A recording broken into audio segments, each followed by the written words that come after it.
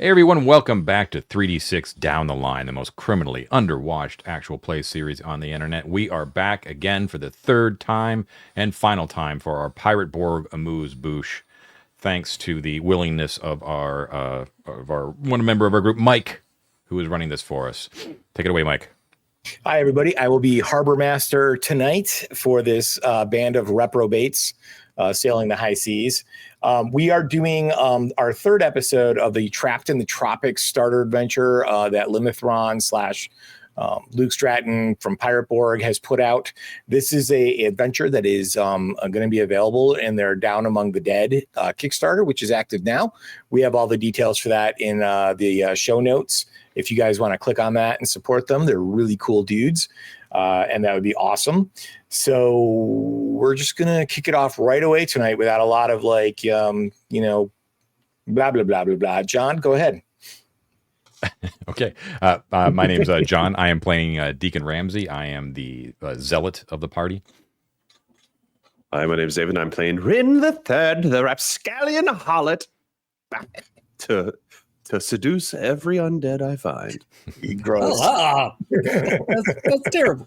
Hi, everyone. I'm Matt. I'm playing Ignominious End, your captain tonight, as well as a sorcerer of some repute. No, we'll get there. Hi, everybody. I'm Ted. Tonight, I will be playing Scads Murphy again. The Buccaneer with the best accents in all the land. Okay. I don't even know what that was. All right. So I'm just going to wrap up the last adventure. So these idiots were hired by two NPCs who had the best of intentions for them and wanted them to go help them find a relic called Thos Tongue, which was some sort of heretical piece of magic that they were looking for. Apparently, there had been an expedition by the Spanish Inquisition to find a city that was associated with this relic.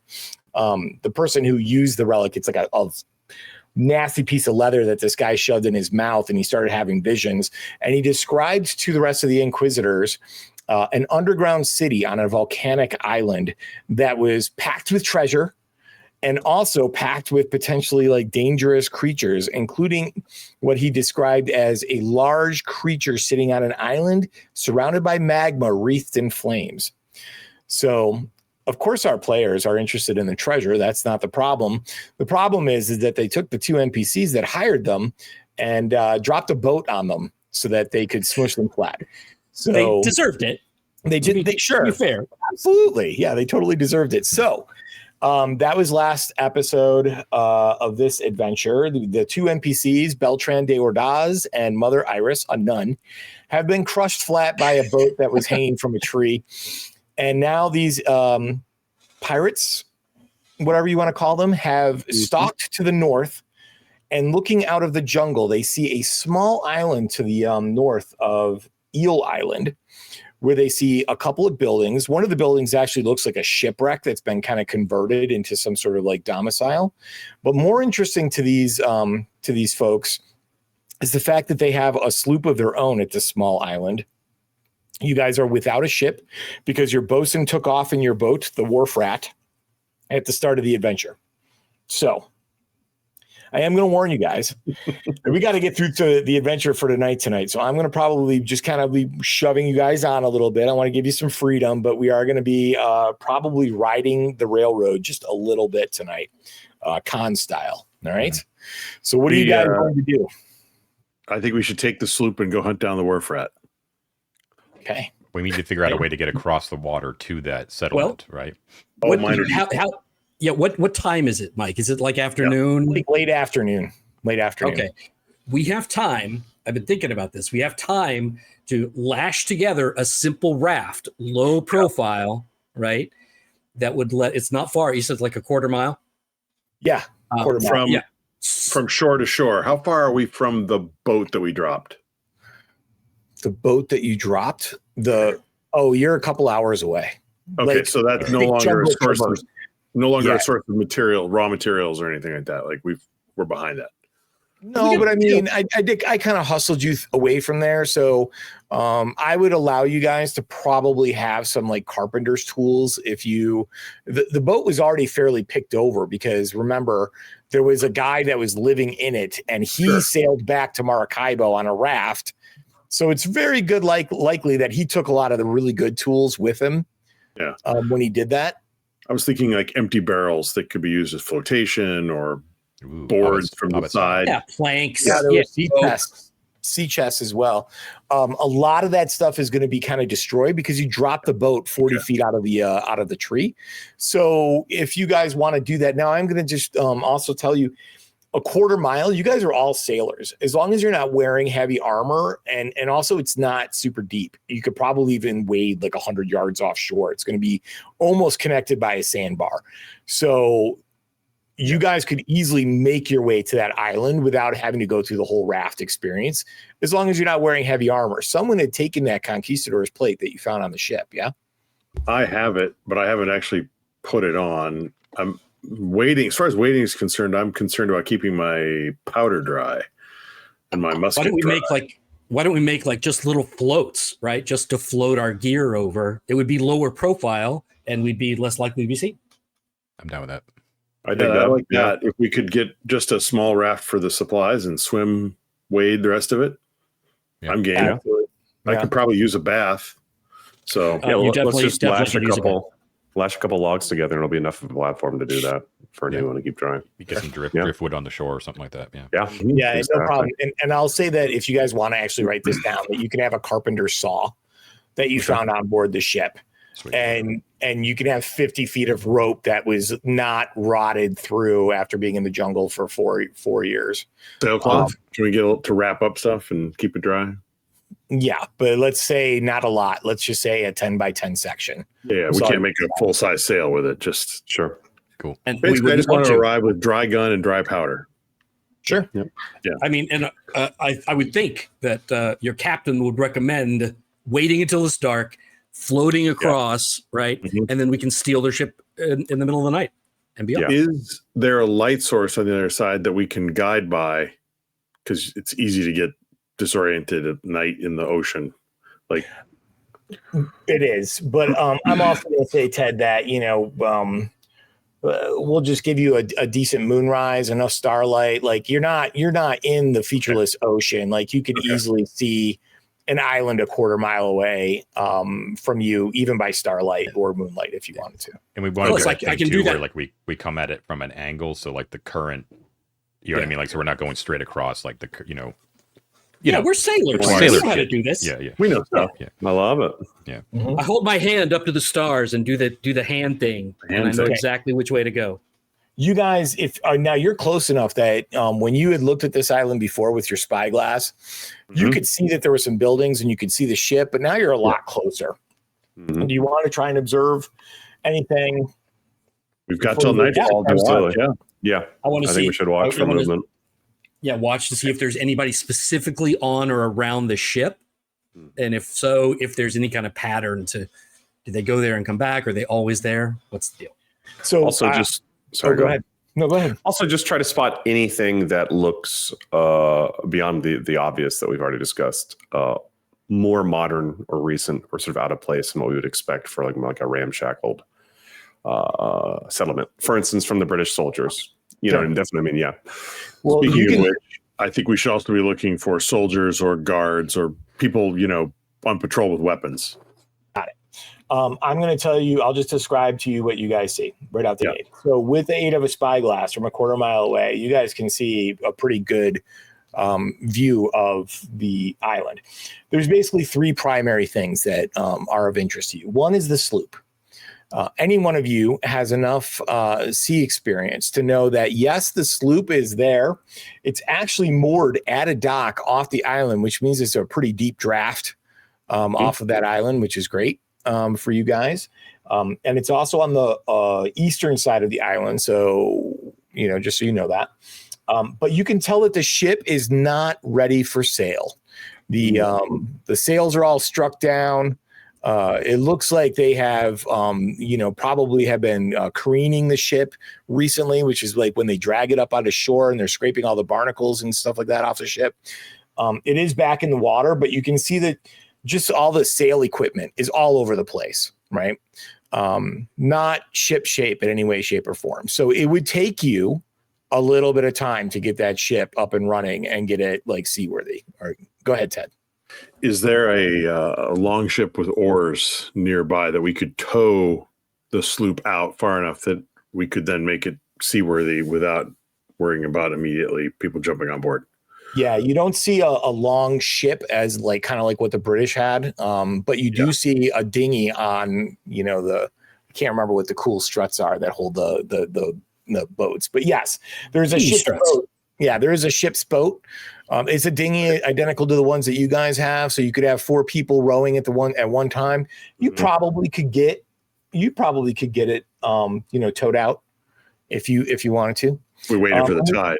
Yeah, let me also talk about. Oh, go ahead. I was just going to say, in terms of just being quiet, if you just raise anchor, the ship's going to float off. If the tide's going out.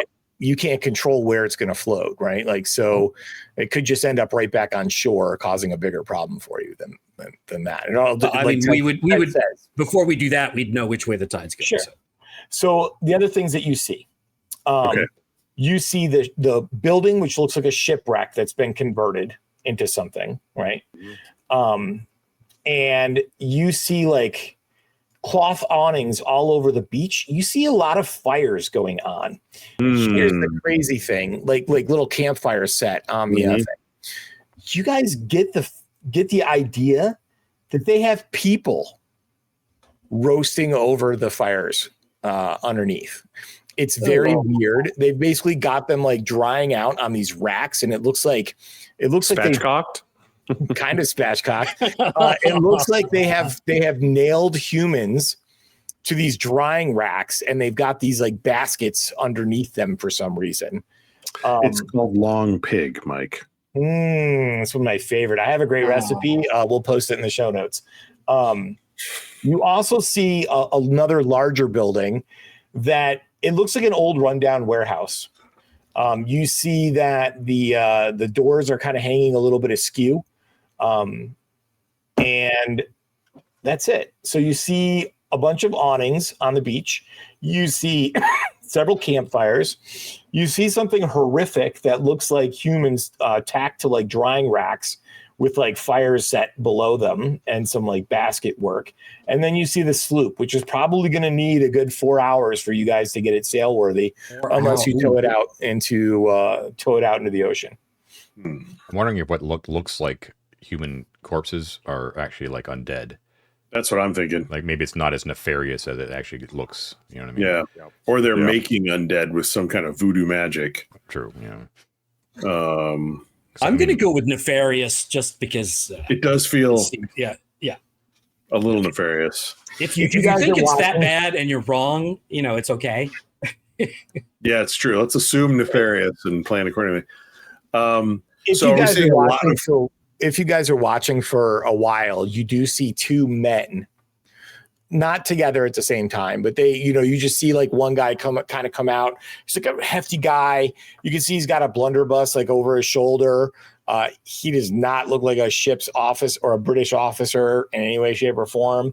And he kind of sits there in front of the kind of wrecked ship building for a little while. You can see he's drinking something.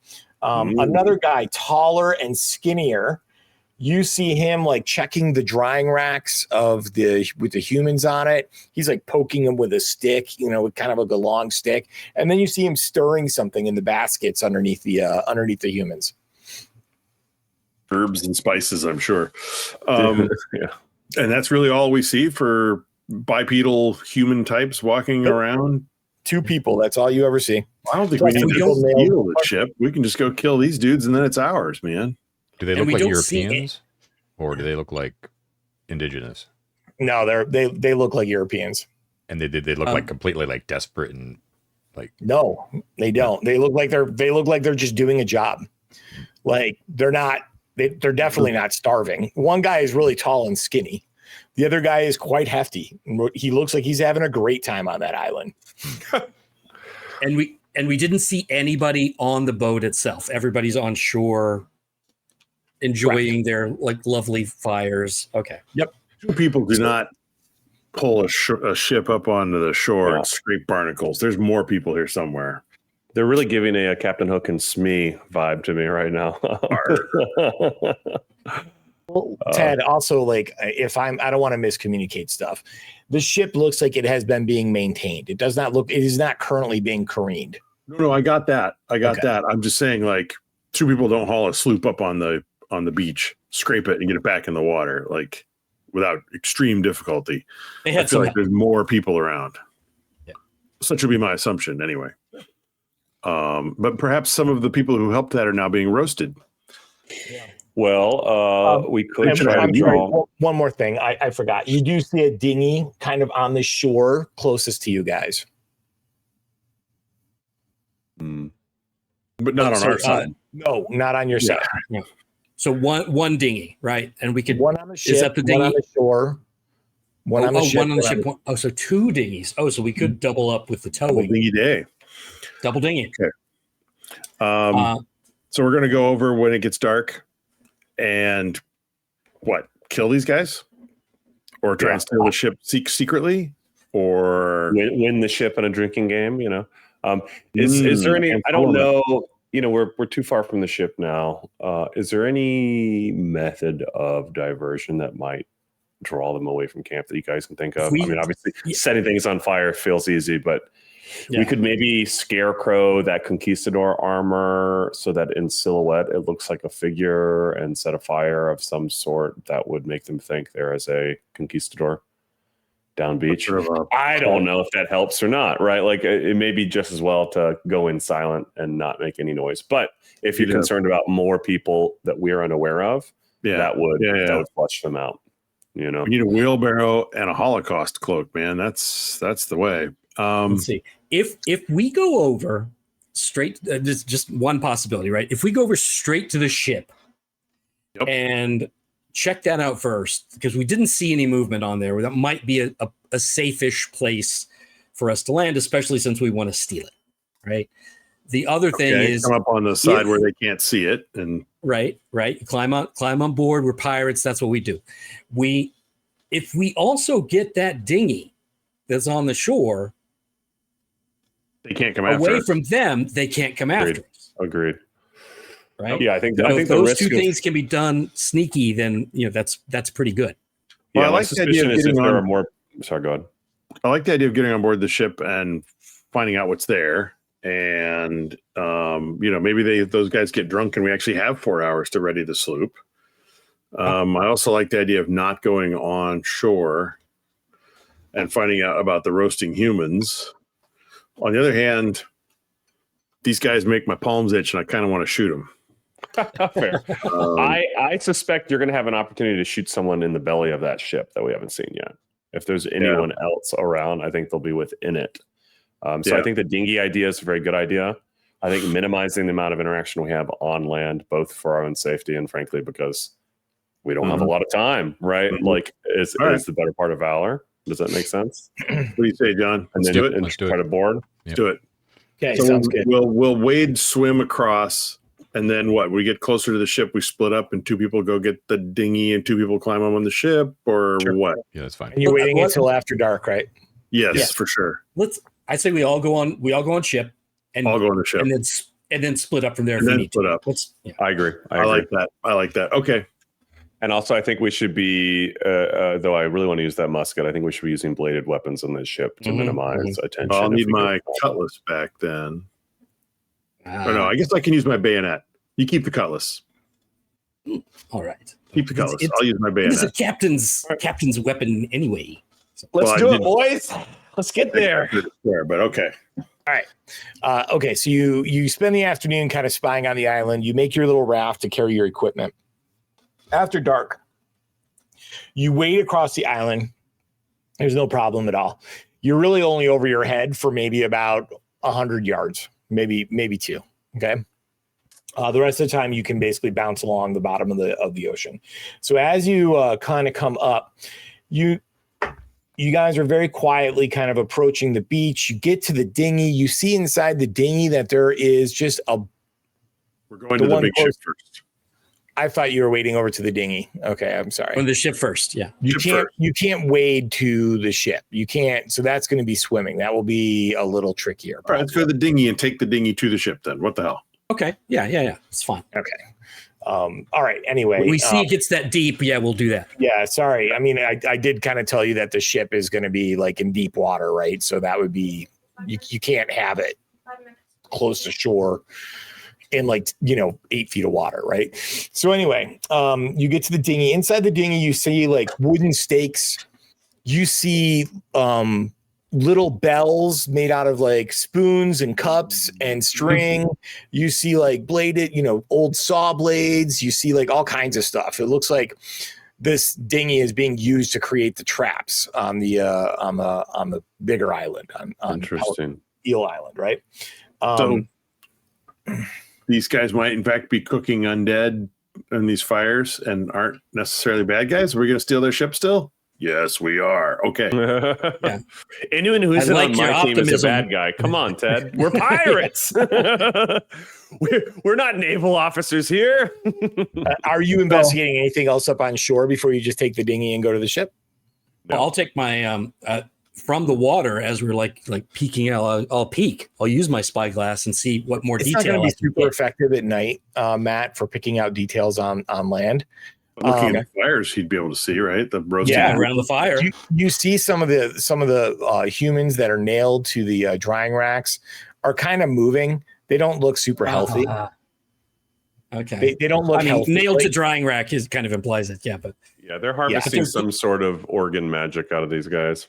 So, and what you're doing, and John, this kind of comes to you like reading the notes before we got here, is that underneath the undead that are on the drying racks, you see that as they are like kind of drying up and as they are kind of being like evaporated, like they're turning into like some sort of dust, and and the dust is falling down into the baskets down below them.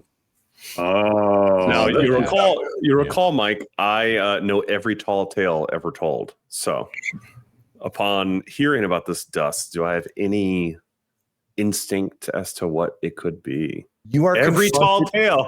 You are confronted with a new tall tale, David, one that you have never heard before. Oh, I see. All right. Well, it doesn't look good. Let's take this boat and blow this popsicle stand. Yeah, okay. Let's do it. They're harvesting zombie snuff, as the Brits are wont to do. Yep. Yeah, is there a rope to cut to steal this dinghy, or can we just pull it off the beach? Up on the shore? It's just dragged up on the shore. Okay. So you're gonna take it. Are you guys gonna throw all the crap that's in the boat out?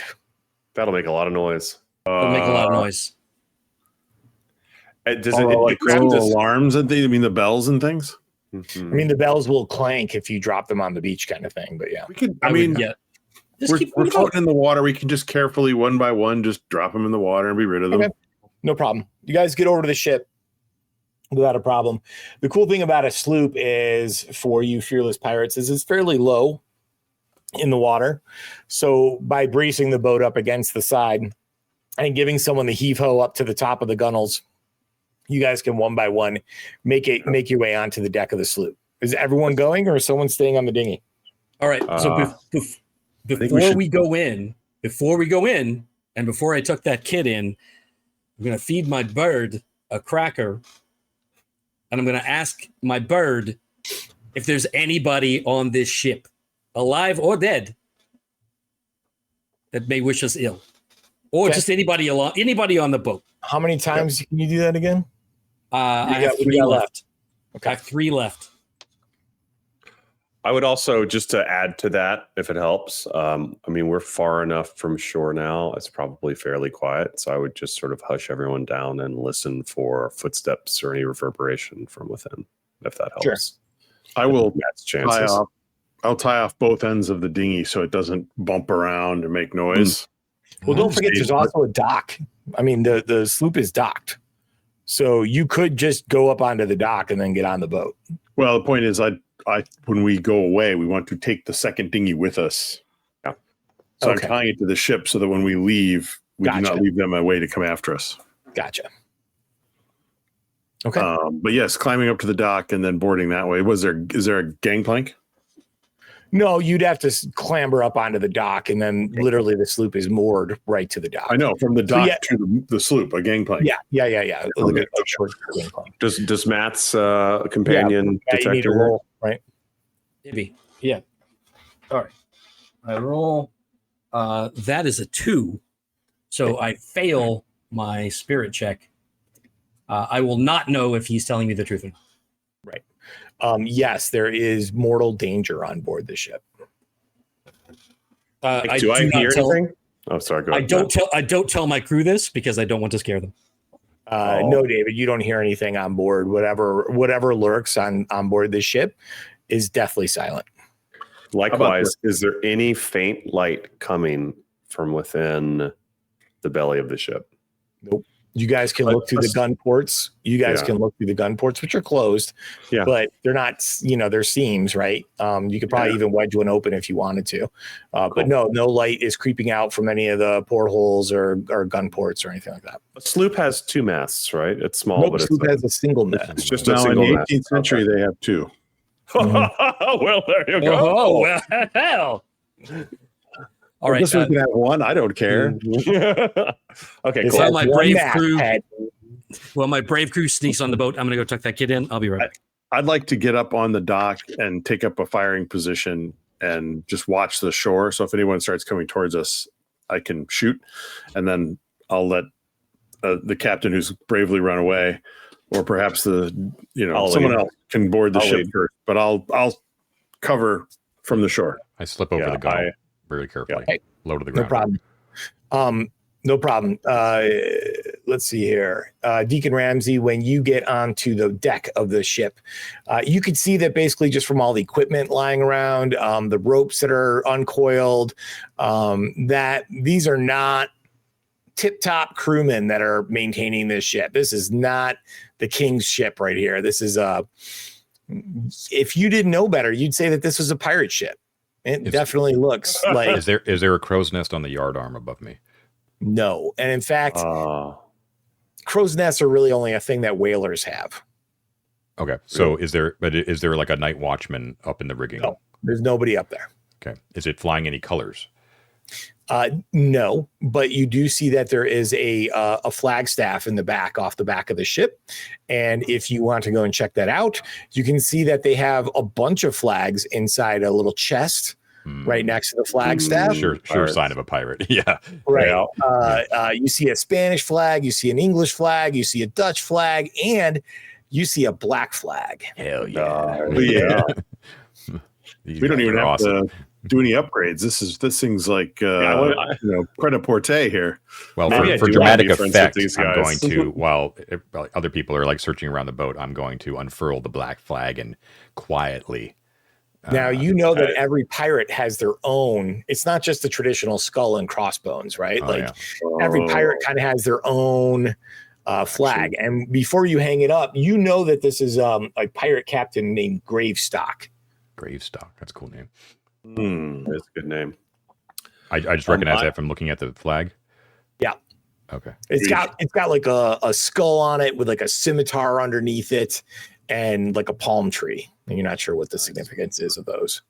Mike, I'm going to creep over to the door that goes below deck. I don't know where that would be, whether it would be a hatch or it's a top facing door. So on the deck, and I'm just going to kind of make this up as we go along, there is a door that goes onto the main deck that would lead into either the sailmaster's cabin or the captain's cabin. But there's also a staircase that goes down into the hold. Very similar to what the Silent Angel was before you dropped her out of the trees. Sure. The captain's door, I have lockpicks. Can I go and listen at the door and just test it very gently, see if it's locked? It's not locked, and you don't hear anything in it. When you go in, you can see that there's definitely an occupant not there, right? Like you see furniture, you see like sea chests, you see, but it looks like things have been removed, right? So the captain is not currently on board the ship. So You see a lot of the clothes are missing, but maybe his second best cutlass is in the corner. Like you can tell that no one has been in there for a couple of weeks, probably. Do I see the sparkle of gold or gems in any? No. Yeah. No. That probably traveled with the captain wherever he went. Do I see any scrolls wrapped up or maps atop a table with a knife through them pointing to destinations unknown? Well, you have charts. I mean, there's a table set up in the corner with charts of the islands. Yeah. You can see that the island, probably your own position is marked on there. There's a notation on the map that says Ash operation and an arrow pointing to the little island that you're standing on right now. You don't know what that means. And then the closest town that you see is on St. Martin, and it's marked Gibbet Town. Gibbet Town. All right. Is that the one with the volcano on it?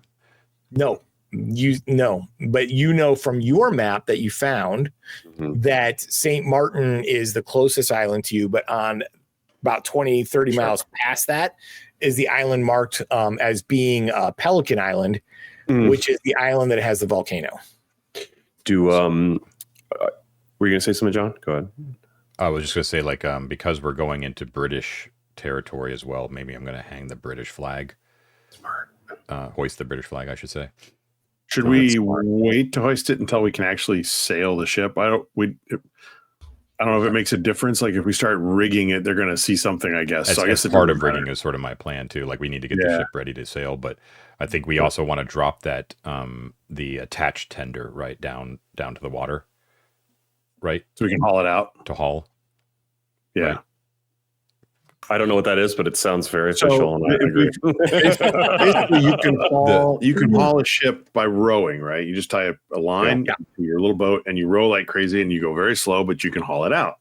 You can. We've got both the boats. We could get this far enough away from the dock that they couldn't really do much to us. Right. But one of those boats is currently on the deck of the sloop that we're on, so we need to take that dinghy and drop or it the dinghy water. We came with, I guess. Yeah, but it's already sort of meant to do that, right? It's got like certain ropes that you just sort of like let loose and it kind of goes down the side. Yeah. Fascinating. But the thing is, I suspect, Mike, we probably all of us have to row to really get 2 and 2. Well, I mean, I'm gonna probably say like at least 3 of you need to row probably in both the boats, right? Because a dinghy can have like basically 2 oarsmen, right? The second boat would be used for the other one, but you're gonna have to have somebody on board to basically steer the ship that you're rowing. The tiller. Okay, I'll do it, Captain. You're so much stronger than I am. I know you would love to helm the ship, but I'm kidding. I've got one hand. Yeah. Oh, rowing is not my resume. Both of you have one hand. I'm withered. We forgot about that. I can't row. Real quick, Mike. Though I doubt there's a lot of organized logs, I would like to see if there's a ship manifest or a journal or any further information about the ash, or just anything indicating like who's here, what they're doing. You know. So you do find a note that says it's basically kind of an itinerary from Captain Gravestock, who says that he's taking the first shipment of ash to St. Martin to try and sell it there. And basically outlines like the length of the journey, the distance, the amount of supplies that he's going to need, the number of casks of ash that he has, how much he's going to ask for it. It seems like it could be a very lucrative business. Do we know if have we searched the boat enough to know if there's any of this ash on this boat? There is none. Damn. Does he have any grog? There is a warehouse on the island. Does he have any grog stored away in here? No, it looks like somebody's already gone through and taken all the booze. Damn, I was going to make a Molotov cocktail. Okay. We made the pivot completely here because we do have 2 handless people. We're not going to be able to tow this thing out. We also need like 4 hours to get the thing up and ready to sail right on its own, something like that.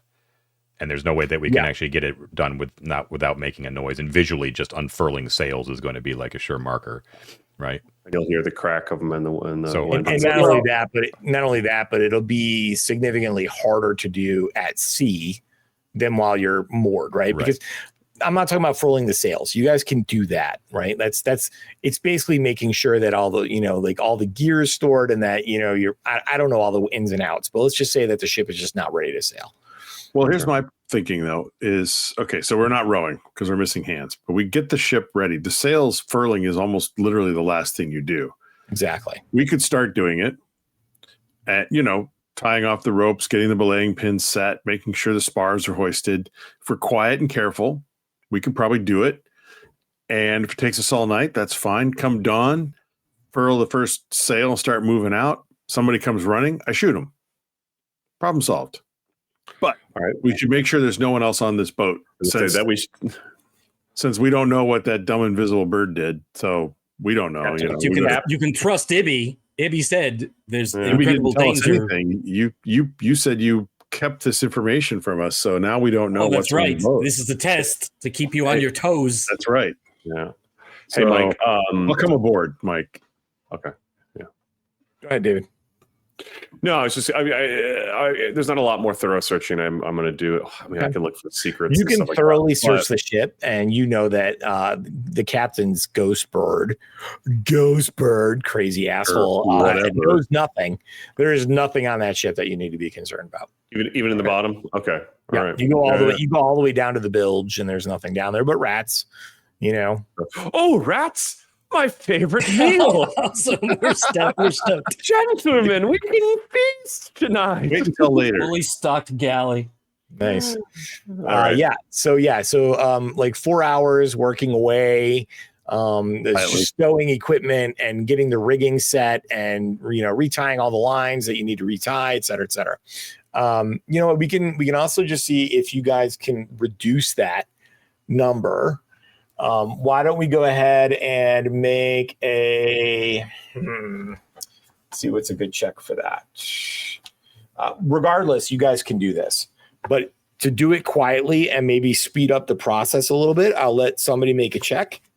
Let's see who's it's going to be. It's going to be, let's say it's going to be a presence check to basically order everyone around to get it done as efficiently as possible. If you guys can make a DR 14 check on presence, you can cut the time in half and you can do it quietly. All right. I've got a +2 in presence. I have a +3. Okay. Do you want me to The roll? usurper has taken the group? captains. Is there a group skill check mechanic, Mike? Not that I know of and not that I care about. So you're going to take one roll? One person roll, DR 14. Oh, wait. Oh, okay. No, you're good. I was going to say if you fail, you will make noise. All right. Well, I rolled a 10.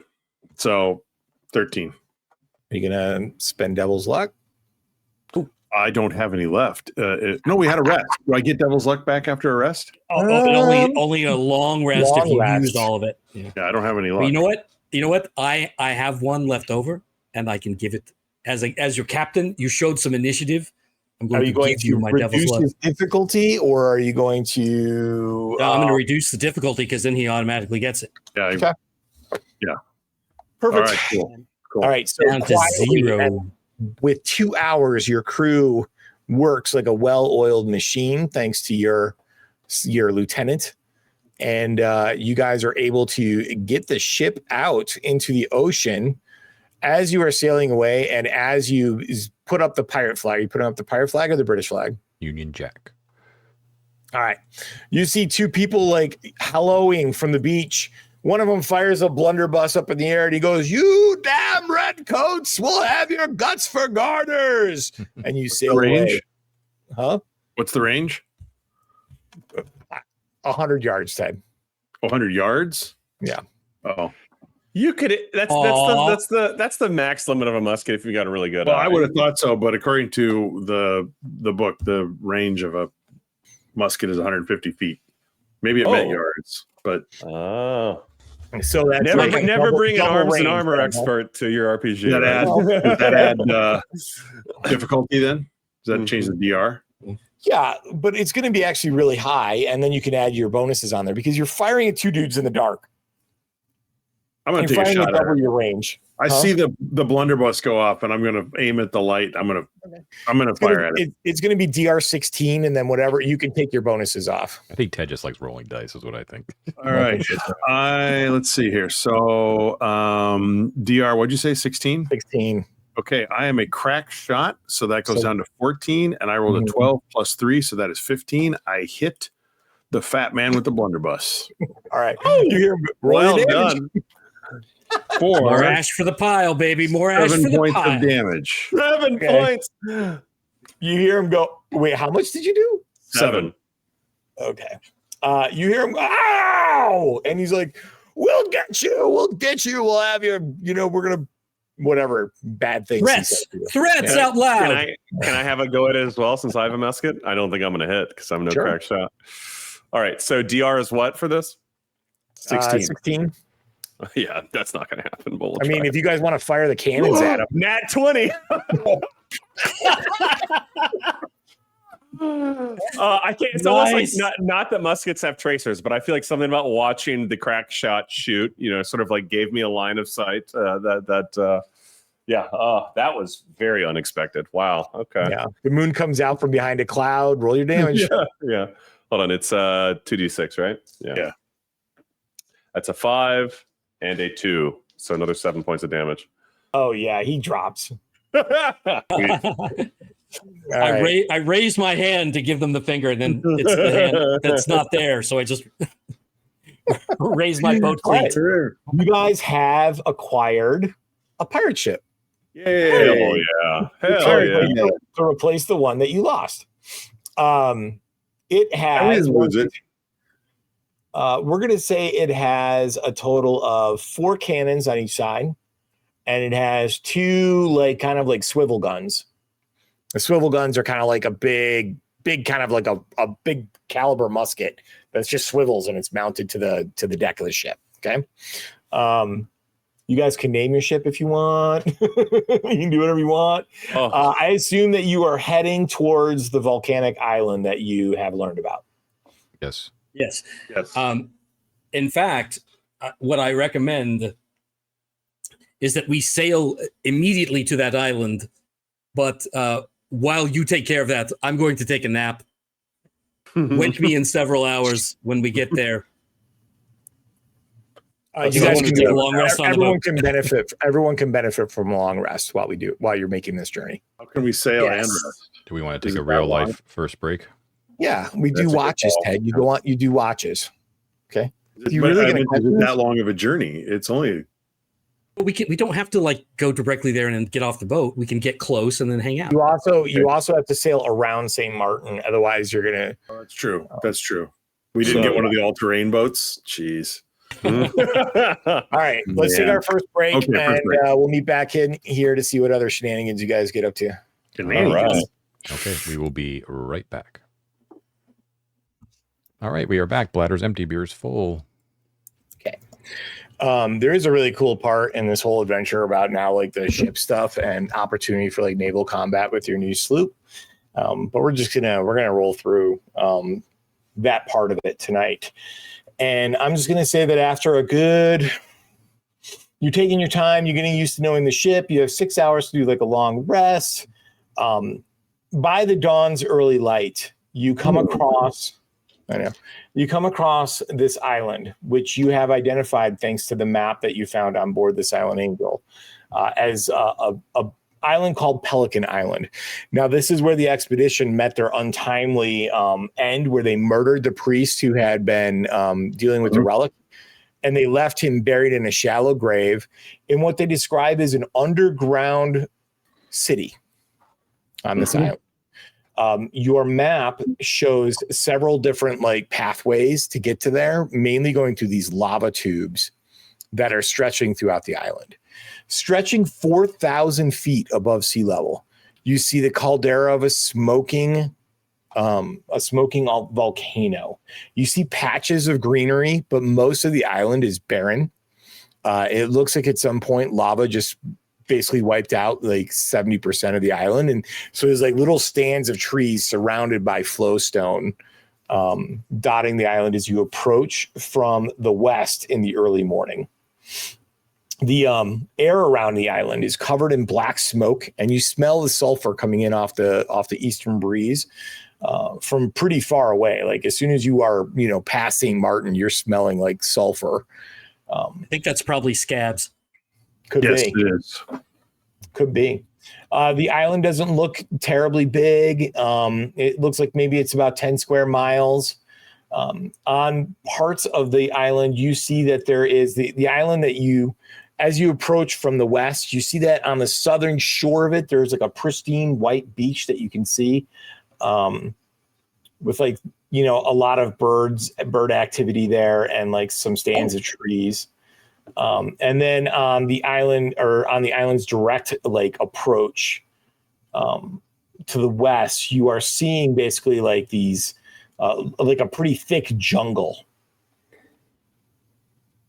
So what do you guys want to do? Well, first we had our long rest, and can we reload on stuff, right? Because you can. I think you can roll your devil's luck. I think you get back like D2 or something like that. Yeah, I think it depends. Yeah, it depends on your class. I think on your I have class. a D2. I only get one back. I have a D4 because that's the only thing keeping me alive. And I roll a 4. Yes, that's good. David, are you down devil's luck? Are you going to roll it back? Oh yes. I will You do guys that. also get hit points back too, by the way. I already got all mine back Cool. from resting previously. I'm a D2. already. Oops, sorry, go ahead. I was just saying I'm already full. I've got 2 hit points. That's more than I need. I assume we all had a healthy meal of rat whilst we were sailing. Yeah, there's rations on the ship, so you're all fine. Oh, okay. Rations. Rations. I got 1 devil's luck back. Okay. And I'm gonna roll for my my spells for today. Yeah, I think, John, you need to roll for the number of spells that you get per day. Elvis! Hey, Elvis. Okay. Okay, I'm good. I rolled it's a D2. I rolled a 2 plus spirit, so that's 7 castings today. Nice. John, what did you roll for yours? For what? Your spells, the number of spells you get per day. My total is 5. Perfect. Nice. Okay. What do you guys plan to do here? You could sail around the island and look for a landing place. There is a white sand beach on the southern edge of the island towards you. It's kind of shaped like a V, right? Okay. So, but it kind of angled like this towards you a little bit. So the southern, like it's on one of the promontories coming towards you, is the white sand beach. The island, the volcano is kind of like in the northern part of the V. And like I said, it's stretching up. You guys see a lot of black smoke coming out of it. And every once in a while, you'll just see like a bigger burst of black smoke come flying out of the volcano. Like it's not just trickling out; it's like puffing. It almost looks like it's somebody smoking a pipe. Fairly active then. The southern part of the V, right? Now, the map shows the volcano in the sort of northeastern side of the island in the upper part of that V. I know, but one of these inlets, he's saying that might be safe for moorage. Well, whatever. Well, the white sand beach is on the south side of the island, like stretching along like one tip of the V to maybe about halfway through the V. Most of the island is volcanic and very rocky. There's lots of rocks dotting the perimeter of the island that you have to kind of sail through. Uh-huh. Yeah. But isn't there Does it look like there?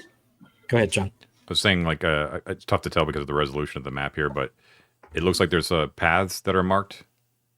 Those paths you think are demarcations of the lava tubes that the expedition explored. Okay. Oh. We'd like to be close to the entrance to a lava tube. Yeah, we Is just go around there- to the north side then. Right? It looks like the closest entrance to a lava tube is on that north side. Also, it looks like, would we think that it's easier to hide our boat there? Are we going to be more exposed on the southern or the northern side? I would vote. We're north of where we just stole the ship from, right? You are basically east and a little bit south of east from where you stole the ship. So the southern eastern side of the island would be less visible to that island if they had. I mean, it doesn't matter. I don't know. I like the idea of going to that spot that's marked with an X on the north shore. Yeah, me too. Like the closest. Yeah, let's do that.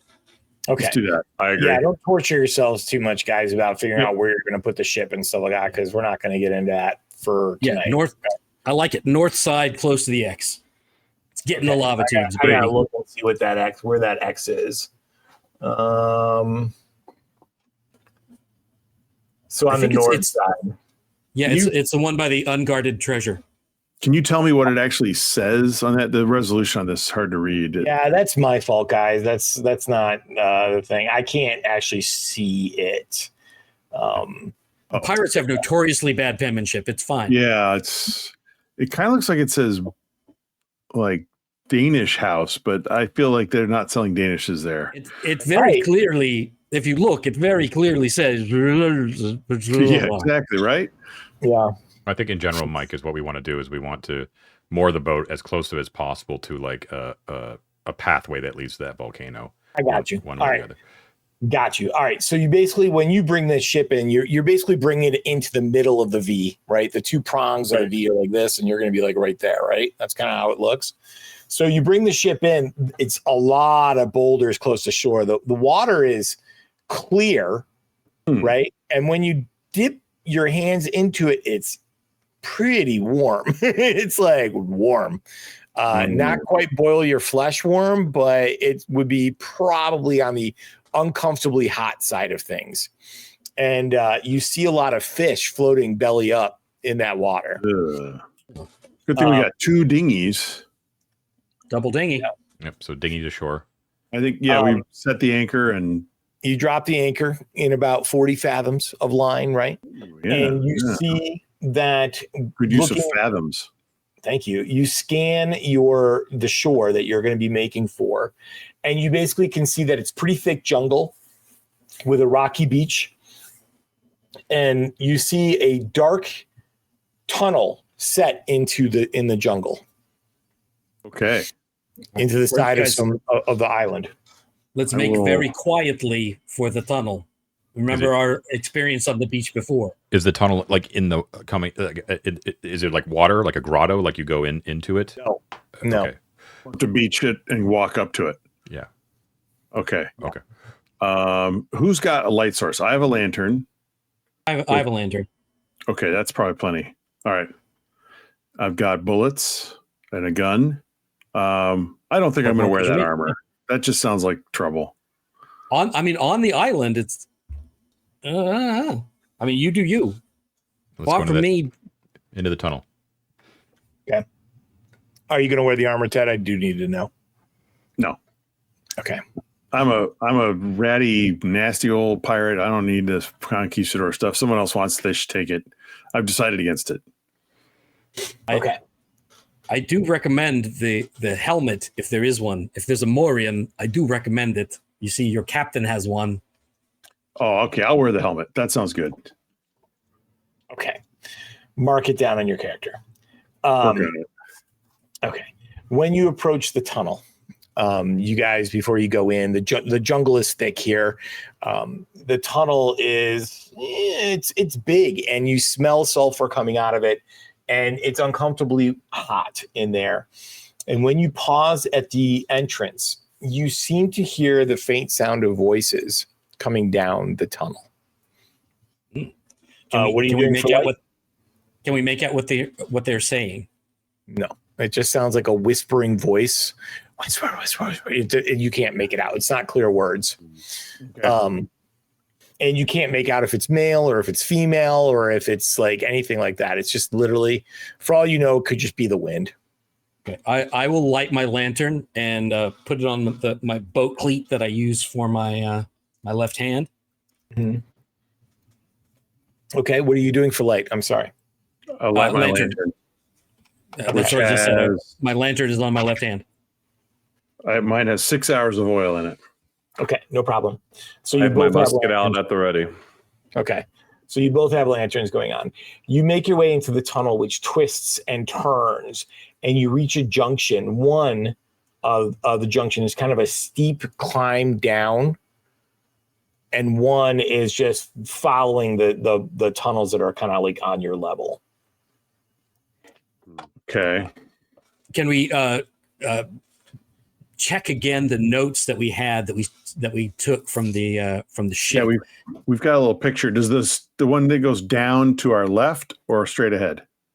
I do want to just caution you guys, like, don't take that map as being like something that is going to be like a hard and fast. Like, yes, you guys can kind of see it. I can pull it up. You were basically in that. Man, I got to really blow this thing up. You guys are basically in that kind of like top northeastern part of it. Yeah, I think it says Beach Cove and Northern Beach. Yeah, and it looks like somebody's, I don't know. It looks like so. We really basically clearly. what we want to do, I think, if we have this map in hand, is to follow them into that main juncture, that really long big juncture, which has that like straight shot to the southeast, right? Right. Okay. No problem. You guys, the map is accurate enough for that. So you kind of come into a note. I want to roll for something. Don't pay attention to me. Okay. I need somebody to roll me a D8. I'll do it. Cap's That's full. 2. That's 2. Okay. No problem. Nothing happens. No worries. Okay. Good job, Captain. You squeeze your way through a tall, narrow fissure. The walls become smooth and glassy, and the ground is flat and sandy. Whenever you guys are whispering to each other here, your voice sounds strange, and it begins to echo throughout the tunnels, and almost sounds as if it's a whisper. Are there other footprints in the sand that seem recent? No, Or any at all? not anything that you can see that is that's recent. Has anyone made like chalk marks on the wall that we've seen, little arrows or ticks or anything? No, the sand is weird though, because it's a weird combination of black volcanic sand and red sand scattered in like clumps across the black sand, as if somebody might have poured a different colored sand on top of the black sand. Oh, that's weird. Or had their blood spilled and Well, are you going to examine the sand? yeah, I think I'm going to examine the sand. Yeah. Okay. It does not actually appear like it's bloody. It doesn't appear like it's dirty. It just looks like the earth itself, the sand itself, is a different color. Does it smell especially sulfurous? It does not any more than anything else. Although it's very hard to tell in these caverns because everything basically smells like a giant fart. I just didn't know if this is like this is video game logic. But do you think this sand is combustible in any way? I don't know. We could test it out. It's easy to check. I just take a couple of grains and drop it on my lantern, just like 2 or 3 grains, just to see if they pop. Especially of the black stuff. Right? Mm-hmm. Are you guys gonna continue on, or you guys? He's testing to see if the sand is flammable. Yeah. Does it do anything if I sprinkle it on my lantern? No, it doesn't. I mean, not any more than it would if it was just regular sand that you would sprinkle. Okay. All right. So it's benign as far as we know. Okay, cool. Okay. Let's keep You on guys moving. do know that while you're discussing this, though, you keep hearing your conversation echoed over and over and over again. Right. It makes talking in this room extremely difficult, and it does not stop. Like, it just keep, an echo you'll hear it 2 or 3 times, but this just keeps on going and going. Okay, so I don't think we should talk out loud anymore because every conversation is an alarm, So I'm going to say, I don't know, boys. This is all a bit too spooky. I think we should leave and do some heavy footballs in the opposite direction. I think we should leave. I think we should leave. I think we should leave. and then go. Are you going to spend some time like listening though? I mean, yeah, I'm listening. Do we hear any echoes in reverse? We heard some earlier, but we couldn't make them out. Do the words change The words changed, but now you can actually make it out a little bit clearer. You pick up words like the priest is mad. The priest is mad. The priest is mad. Did you see that creature? That creature. They killed Jimmy Ducks. They killed Jimmy Ducks. It's like it just keeps going and going and going. And what you hear is Jimmy Ducks, my favorite guy. Yeah, I can't believe they took Jimmy Ducks out. He was such a quack. It sounds like you're hearing the sound of people that fled through here and were extremely scared. It aligns with the notes. Yeah, it aligns with the notes, right? I'm going to say that it's been going on for 4 years. I'm going to say Scabs Murphy is the best. Scabs Murphy is the best. And then keep going. All right, sounds good.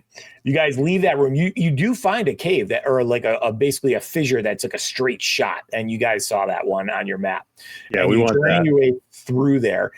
All of the ground here is sandy. It's black sand, but you do see like blobs of that red sand like everywhere that you guys go. When you keep going through there, you reach a network of caves that kind of like has a lot of promontories coming off of it. Right? It looks like I don't know, like a butthole. It looks like a butthole. That's what it looks like. Oh man. Let's go Sphincter of Satan. I'll go for a splayed Smells hand. like sulfur. A splayed hand. It looks like a pucker. It definitely has more of a hand vibe. So Mike's projecting to the audience who can't see this map. I did have to take Rufus, my dog, for a long walk today, and all right. Did I ever tell you the story of this watch? It's for another time. Okay. Before you go out and I got that. Nice. Okay. When you guys get to that room chamber, right? You notice that in each of those like passages that jut off of it, and their passages is kind of generous. They're like narrow fissures. You see all these like large stone jars. And clay, and some of them are painted with glyphs, and some of them are painted with runes, and some of them are plain, or some of them are carved,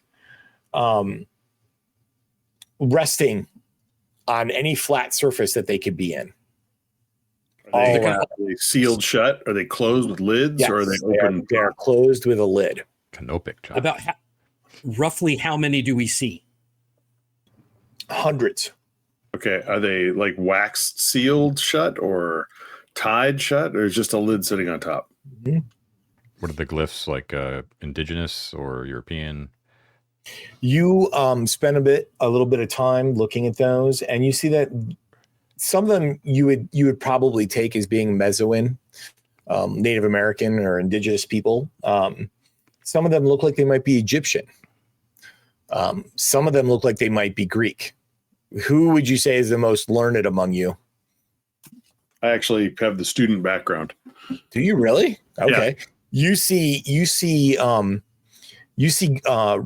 Greek writing on there referencing Scylla, which you recognize from the Odyssey. You see what you take to be Egyptian hieroglyphs, but you've never studied those before. No. And then you see like Native American pictographic writing, which depicts like gods and monsters, and usually the ocean and people fleeing.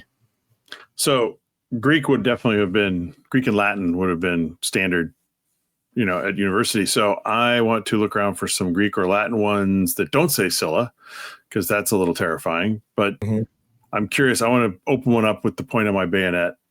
And you flip one open and you find red sand inside. Oh, that's weird. Okay, I'm going to put the lid back on. I don't like this. Hey, Mike, there was no similarity when we were watching them extract the zombie ash in coloration to the sand, was there? I mean, you only ever saw the ash at night, so you have no idea what color ash is. Right. I'm going to put some of that red sand on my tongue. Ooh. Okay. Oh, good job, Johnny boy. Wow. Well, I mean, I love that you did that, but it just kind of tastes kind of like sandy and gross. Is it like a clay-like sand? Like, could it stick to my skin? No, it's not. It's not sticky at all. It's not damp. It's just basically dry, very fine red sand. Hourglass. Okay. Hourglass. Mike, to yes and John or Springboard. I want to take some sand and I used to have quite a mini British clientele who loved their snuff box. I do wonder. And I'm going to take a pinch and go and inhale it. Nothing as well. No, yeah, Okay. you cough. All right. Terrible sinus problems from now on. Yeah. All right, Mike, Cough of blood, right? Okay. I'd like to pick up a couple of these things. I want to go around with the lids on. I want to shake them and see if anything sounds like treasure inside, or if they all just sound like sand. It just sounds like sand. Clink, However, clink, clink. while you're doing that, and you're looking for a clink, you hear like a low keening coming from one of the other passageways, and what you see approach you is a luminescent form that almost looks like it's swimming through the air, and it's carrying a jar, even though it looks like it's ghostly. Okay. Oh, what the hell? I'm out. That's a jar for souls, boys. Yeah, man. Pointing what my do you gun guys at do? it. You have like a round to do something before I leave. it arrives. I get away from that thing. I want to go away from that thing and head towards not the way that we came. Is it coming the way that we came, or is it coming the way that we want to go? Direction. It's coming from a different direction. It's coming from one of the passageways in front of you. All right. But one of the, judging by the map, one of the fingertips, not one of the larger contiguous passageways. Is that what you're saying? It's basically coming from a passageway that what you're guessing, if you had to guess a cardinal direction, would be coming from the northeast. Yeah. All right. I want to back out of its path and watch what it does with the jar. I think it's going to set it down and go back, and then we can follow it. So a low keening as it arrives, it basically looks like a spectral mermaid. That's what you would guess, right? Like you see scary ribs, mermaid or a hot mermaid? not a hot mermaid at all. Like half the skull is exposed. The rib cages are open. That's the worst kind. We all have a bridesmaid, goth never a girlfriend. bride. Come on, guys. large patches of scales look like they've fluffed off the tail, and it's not alone. You see three all keening, and the first one is bringing a jar, and the other two are bringing like a sack, each of them. And what they do is they arrive in the thing. One of them puts the jar down in the middle of the room, and they begin swimming around it through the air. And while they're doing it and keening, one swims up to the jar and removes the lid. The other one like pours red sand into the jar, and then the third one puts the lid back on, and they place it into an empty space in the in one of the alcoves, and then they retreat back to the northeast. You think they're like incubating something? Like these things hatch at some point and something comes out? I think that's a different gaming system. Did you see, like, whenever we were approaching this area, that there was red sand that looked like it was deliberately sprinkled over the black igneous stuff? Correct. Okay. Only because it just seems so incredibly localized. Right. Yeah. Right. But you're not saying, but it's not like the underlying sand is the red sand, right? Like the underlying sand is the black stuff, right? Correct. Yeah. It's like a layer of red sand on top of black sand. Okay. What I'd like to do is, if it's cool, they take a turn basically, is take some of my water from my water skin and make a mud paste out of the red sand in one of the jars. Okay. Okay. And then I want to slather it all over all of my exposed skin, like Arnold Schwarzenegger in Predator style. Yeah. All right, cool. Hell yeah. Could you roll a D8 for me while you do that? Roll D8. Mm-hmm. 3. Okay. This is coming from the man of God here too. I'm impressed. You see Deacon Ramsey, and he is just smearing himself with red mud sand stuff. Yeah. It's not really sticking to you as much as you would hope. You are definitely getting red streaks on your skin, but the sand eventually will dry and kind of come off a little bit. Mm-hmm. but it is basically clinging to your beard. It's in your hair. It's clumped onto your face, and then I'm cool with that. Like if it's like sort of cracked and it's even more like Arnold Schwarzenegger in Predator. Yeah. If it bleeds, we can kill it. Yeah. Can we see him? Yes, you can see him. Oh, okay. I don't feel any effects though when it's like touches my skin or anything like that. Okay. No. Right. What if? All right. So Greek is the oldest ones I see probably the Egyptian ones. They're definitely probably on the older side.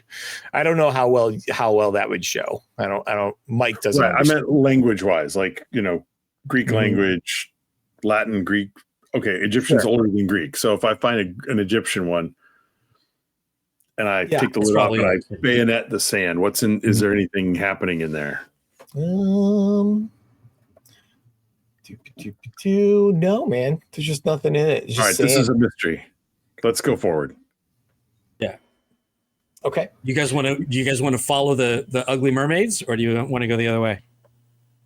I say we follow the ugly mermaids. The northeast. I think we follow the ugly mermaid. Yeah. Let's follow. We're here for treasure, right? That's the whole point: is to grab a sack of gold and get out of here. We want the tongue. Absolutely. I want the gold, but the tongue will be fine. Yeah. The tongue is a little gross. I'd rather have the gold, but let's okay. Yeah, let's see what's in here. Okay, we follow the mermaids. Right. Pay no attention. Old iron on the end of my gun. Hot lead. Pay no attention to me. Okay. As you are walking through the tunnels, they get narrow, and you come to a section of tunnel that has lots of little holes in it, right? Small round holes that stretch the length of maybe about 20 feet worth of the tunnel going through here. And it's very narrow. I want to, before we go down there, I want to take my my length of rope out and kind of whip it out there and kind of up and down, like the workout they do in the gym, but just to get some but just to get some motion to see if anything triggers up ahead of us. I don't trust those holes. Okay. Indeed, your rope flies out and it lands on the ground, and you see basically a segmented, kind of large but gray insect kind of lunges out at the rope, drags it, and then when it realizes it's not food, it basically releases it back and then retreats back into the hole. Oh, I hate that. I'm gonna start stabbing into holes. Okay. As I pass them, I'll stab it, and I'll get the next one, and then pass it, and the next one, and okay. I don't want any trouble with any holes. All right. Are you going first? Yeah, I'll go first. Okay. Are you all following Scabs Murphy's ridiculous plan? Strategy? Sure. Strategy. I like that word better. That's better. Strategery. Your strategery is more what I think we're doing here. Yes. Now, the point is, don't just walk in front of the hole, but reach up and stab into the hole, and then move forward so that I'm stabbing something before it comes out. Yeah. I would say that, there are literally dozens of holes. It's going to be extremely challenging to try and wiggle your way through without any of them doing that. So let's just say, let's give you a DR12 agility check to see if you can avoid stepping close to any of the holes while you're stabbing into them. And I assume that you guys are going to follow in his footprints. Yeah. And we also kind of know what to look for. We saw the diameter of the hole the thing comes out. Yeah. So Ted goes first, and he's a DR12. The rest of you can make a DR8 agility check. DR12. Okay. I rolled a 6. Well, 5 plus 1. Okay. Anyone else? 13 plus 3, it's a 16. I rolled a 20. I'm good. Sorry, David, what did you roll? 13 plus 3 is 16. Okay. So thanks to Scabs Murphy's adroit steps. Yeah, strategery. Ted, you are going to get attacked. I'm sorry, but you did not roll great. One of them is going to lunge out from above you. You didn't see that hole very clearly. Can you go ahead and just make a defense? All right, which is agility, right? Yes. So I have a 17. Nice. You get out of its way. It basically eats your hat, or it takes a nickel-sized chunk out of your hat, and then you duck, and you guys all run through the tunnel without any problem. Its claws scrabble ineffectually on my morion that I put on my head. Right. Thanks to the advice of my true. captain. Yeah, it rings like a bell. Nice. And you make your way through it. Now, when you get past that area, you go for another 100 feet, and the tunnel begins to glow as if there is a light coming from the end of it. The light Glow at the end with of the tunnel. color, or It's a reddish glow. Liquid hot magma. Is the sand along here, is it black, still splotches of red, or no splotches of red? No, there are splotches of red. Okay. has Deacon the Ramsey? amount of red increased? Sorry. Yes, it has, but it's still very localized. It's still black sand floor or like lava stone floor with like patches of red sand on it. Deacon Ramsey, is this the part where all of our sins come back to haunt us? Probably. Yeah. Yeah, the echoes we heard earlier were not from the living, my friend. Oh God. All right. So maybe they're digging something up and they bring the sand out of here. I don't know why they put it in Egyptian labeled jars, but maybe they're digging out the demon or something. I don't like it. But Well, we have an inset here on the map of where we're approaching. yep. Oh, an inset? Let me see. So, we're coming from the southwest there. Waterfall, something that says beware demon on that one island in the middle of the magma. Beware demon. Cave planks? Is that what it says down at the bottom? Gangplanks. Gangplanks. So there's going to be some sort of connecting thing between the rock, from the waterfall into those ruins, which look like they're inset into the rock. Oh, waterfall on the map. Mike, do we hear anything?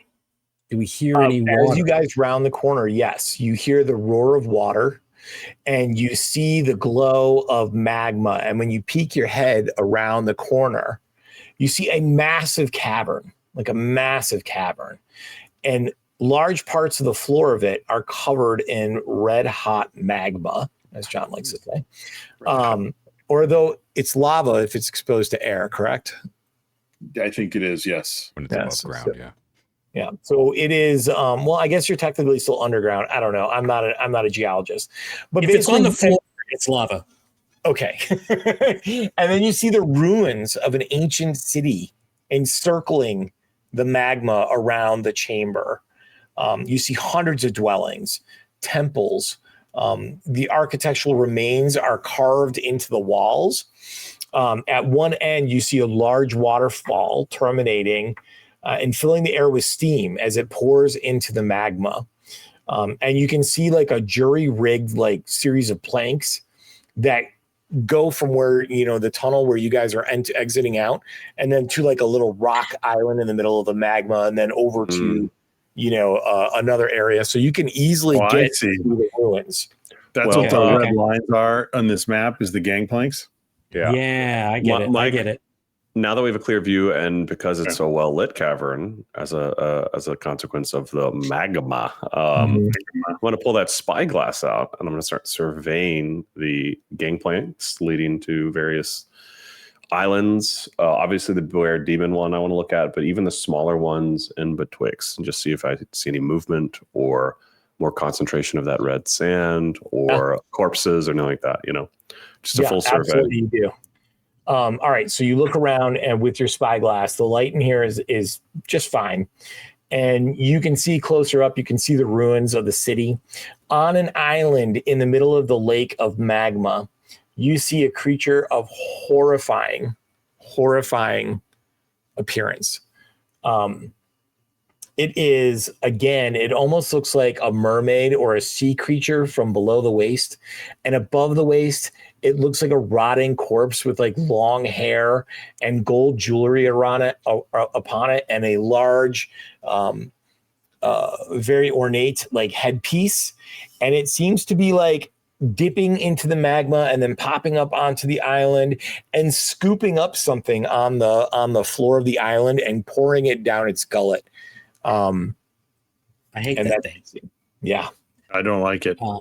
I immediately douse my lantern and make scabs do the same thing. Pulling captain's privilege. The scale of this monster, Mike, human-sized, giant-sized. No, it's definitely much bigger than a human. It's probably like 20, 30 feet long. Okay. And it's spectral. It's ghostly. Can I that's terrifying. I'm gonna swallow my spit there and look over towards the waterfall and see if I see anything atop the waterfall, at the base of it, like broken detritus from boats, et cetera, et cetera. I doubt I could, but see if there are any visible caves behind it. I'm assuming I can't see anything, et cetera, et cetera. No, the water literally looks like it's coming out of basically a hole in the wall kind of thing, and then streaming down. And the steam is like extremely thick. I figured, yeah. Okay. Now these city ruins, are they buildings, or is that like a, like a dungeon, like what we're seeing on the map there? Can we see that out, that arrangement of buildings, or is that a series? Yeah, you can. So kind of like in a crescent shaped circle on a flat piece of land around the magma, you see like the ruined buildings, but some of them are set into the wall of the cavern. And is there like a dominant architectural style? Do they look like they're Greek, or you know what I mean? Again, you see like columned buildings where the columns have fallen down that you would probably like call maybe Greek or Roman. You see like giant square blocked buildings that look like maybe they're older than that. And then you see even some things that you've been to the jungles of Central America, and you've seen some of the great cities there. That have fallen into ruin thanks to the conquistadors. And even some of that looks like it could be present here. It is like a smorgasbord of architectural styles. Okay, so it's like a mix similar to how the jars were also a mix, right? Correct. Now, from our vantage point, can I see the location that is marked with that skull and crossbones? Yes, you can. It looks like a temple that looks like it's been bashed in, and you can see that. Is that marked with an actual word that I just can't read? Can you decipher that, Mike? Or I can't decipher that, but it would almost look like a cathedral to you when you're looking at it through spyglass. It very clearly says loot. Mm-hmm. And what is the label that's on the it looks like docks on the north side there, north of the demon? Water forced realm. Water. What does that say? Something ruins. Water forced ruins. I don't know. Water faced. Yeah, I'm sorry, man. I can't really see it either. Okay, never mind. Right. Do we want to go for that cathedral? So I'm down. One more question. Oh, go ahead. I was just going to make a suggestion. This demon doesn't seem to have taken notice of us, right? We're in the dark. We're far away. Before we do this, we can take a moment. We can watch this thing because we can see it. It hasn't noticed us. Let's just watch it and see what its behavior is. Maybe it ducks down. You mentioned like dipping into the lava. Maybe it circles around the island. Maybe it goes inland. Maybe it comes back out. Just let's take a minute and see what this thing's behavior is like before, because we might be able to like time something, right? I agree. Matt, roll a D8 for me. 5. Okay. After a while, like I say, it's dipping itself into the magma and then coming out, although like the magma is not having any effect on it, right? There's no scorching or sizzling. It literally looks like almost like a hologram, and it's been eating the sand. And after a while, I'd say after a while, it basically makes its way over to the city, and you see it kind of like looking like it's swimming through the air, and you see it kind of circling through the different ruins. And after a while, it comes back to the island and eats some more of the sand. Okay. When it goes back to the island, that's the time to go so that we can like try to get in and out. Yeah. One more question, Mike. I'm assuming it's mixed, but the level of decay on these ruins, are we talking about almost exclusively foundation stones and a couple feet from the ground, or are there tall walls still that are pockmarked? There's still full buildings that look like, outside of like damage, probably from boulders falling from the roof of the cavern, are still like intact. Do most of them still have roofs? Speaking of, all of them have roofs, but many of them have holes punched through the top of the roof. does there seem to be any apparent means to, from our vantage, either via ladder or gangplank or whatever, to get on the roofs as a means of transit? No, the gangplank network goes directly to the shoreline of the magma lake. Okay. It's not like a scaffold. I love where your head's at, but no, you would need to get to the city and then climb up on the roofs. Okay. I'm just trying to think of ways if this thing comes patrolling guys.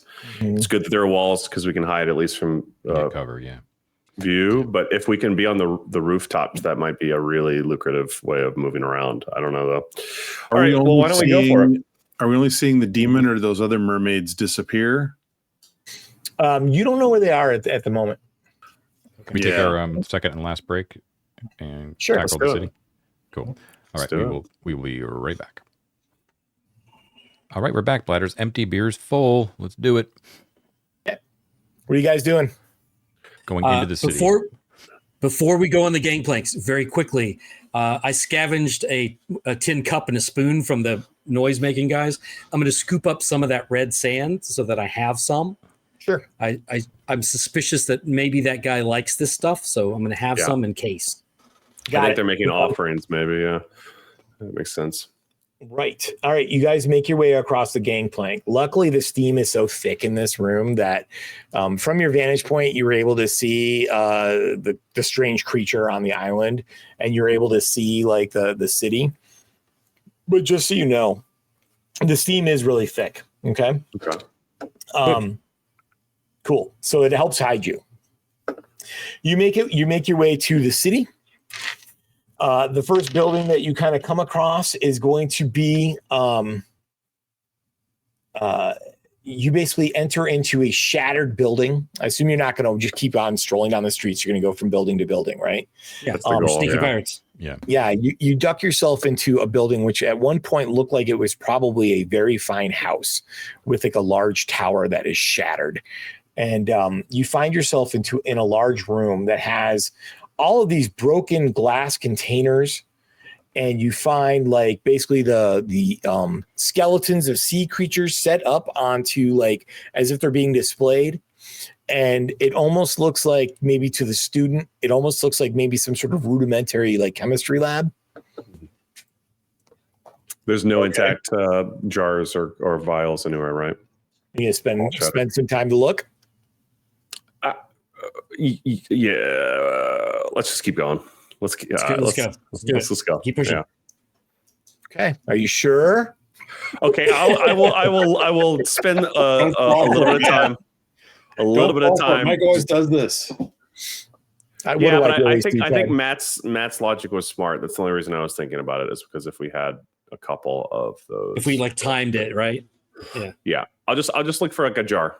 Okay. Roll a D8 for me. All right. It's a 5. Okay. You find a jar and it's sealed.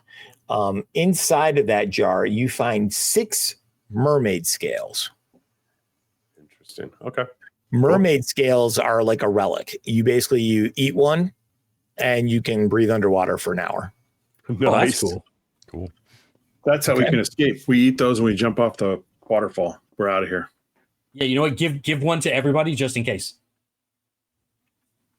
Okay. Assuming we survive the waterfall drop, but we could get out of here. And the demon. Okay. Yeah. Mike, I'll pass them out. As we're sneaking along, Mike, is the ground still sand here? And is any of it red like we've been seeing? Yes. You see patches of red sand. Localized. And, do these buildings look like they were built here or somehow like magically transported here or something, right? Like, do they, like, things are sort of off kilter from one another. Maybe one is crooked or they were dropped, that kind of thing. It's a great thought. You do see some of the buildings look like they're maybe partially subsumed into the rock wall. And you're not entirely sure. I mean, you don't really have the background for that, but it's definitely an interesting theory, Ted. Right. Okay. That's very weird. The very next place that you duck into is this. It looks Ted, would you say that you traveled as a student? Maybe did like some time abroad? Yes. Okay. That's how I ended up as a pirate. It's a circular building with an open roof.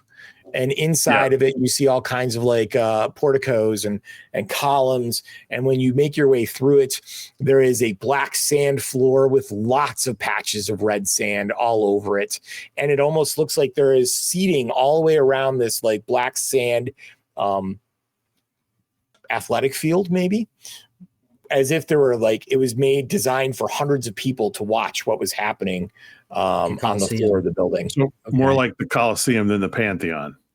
Yes, more like the Colosseum than the Pantheon, but in great disrepair. Half of it has been crushed and knocked down. So the red sand is where someone died, maybe, or where a soul. That's what I'm thinking. That's what I'm thinking. When the building was brought here or built here, or when the terrible event happened. Like everywhere there's a patch. It's kind of a Pompeii thing. Yeah. It could be just like, when your cats pee in the box and they leave like the little hard clumping. It could just be demon pee. So this is clumping soul sand is what this is. There you go. Yeah. The demon eats you and pees. That clumps and red. That's what I'm going with. Yeah, I think it works. Listen, I know a thing or two. Clearly.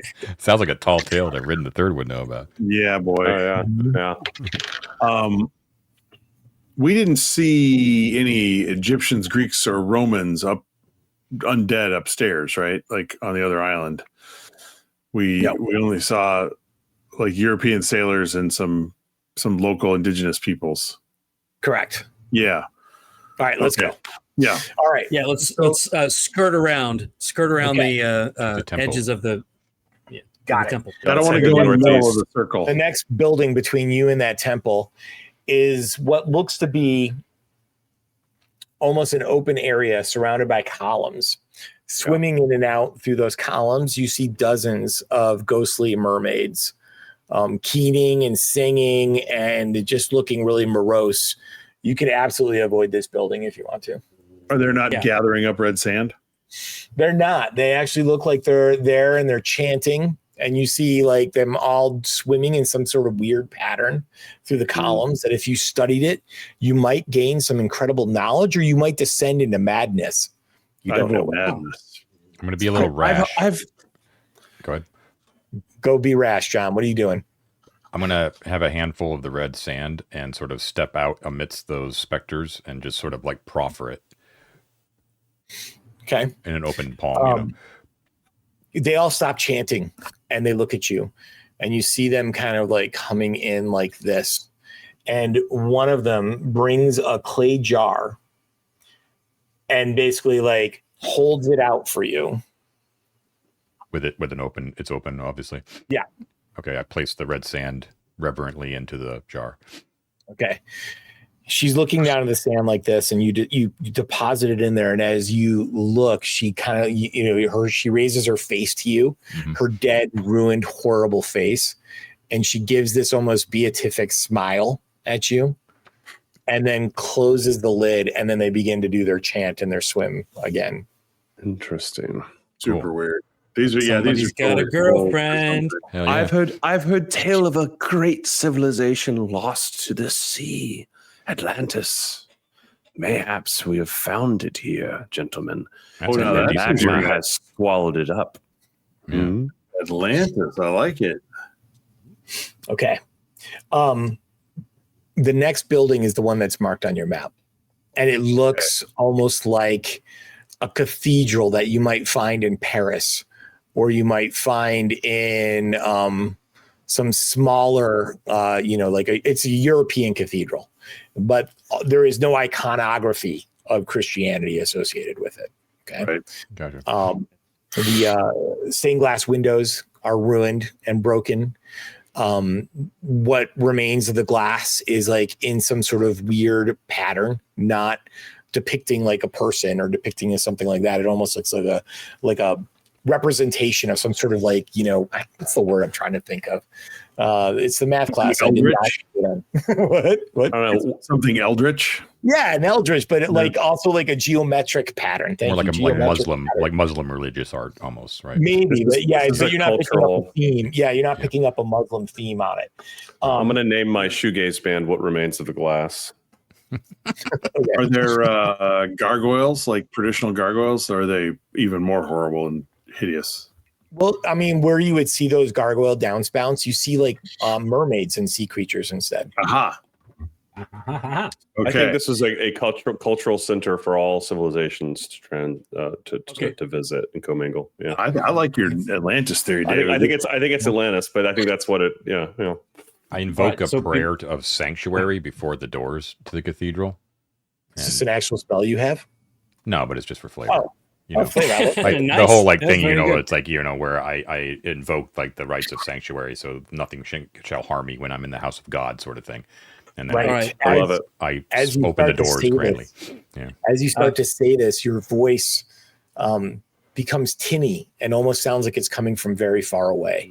And the words of your prayer seem to be swallowed up by the darkness of the caves. And the Dark Souls boss music starts. All right, you push open the doors. Before we go in, I tell everyone I'm going to check and see if it's safe, and then I'm going to ask my bird silently if there's treasure inside. I don't care if it's safe. I was gonna say I could tell you if it's safe, it's not. Roll it, Matt. Is there treasure We all inside? roll our eyes behind his back and shake our that's heads. Again, with That's the a bird. that's a pass. It's a 12. Nice. Yes, there is definitely treasure inside. And it's Right. perfectly safe. Perfectly safe. I do love You treasure. kick open the doors of the cathedral, or you open them grandly, and you see a large open space, columned.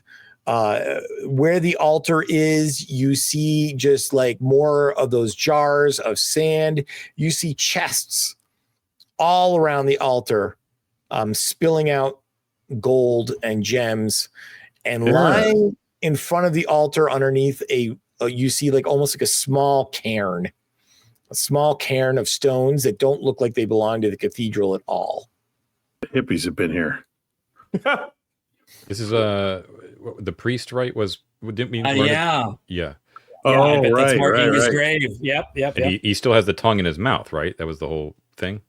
They killed him while he was like ranting and screaming and shrieking out some sort of like horrific language that they good. didn't understand. That's what was indicated on the map. That makes sense. Yeah, This is going to go off without a hitch at all. I mean, here we are. No problem. Love. Let's grab the tongue and curtains fall. All right. I don't care. I don't care about the tongue. I'm going straight for the gold. Okay. You guys go into the cathedral. Yes. A eerie green light begins to approach the doors that you have left behind, rocketing towards you with several ghostly mermaids surrounding it. Is a ball of green light that looks like a skull of green flame that is flying directly into the cathedral towards you guys. John, can you roll me an 8-sided die, please? Yes.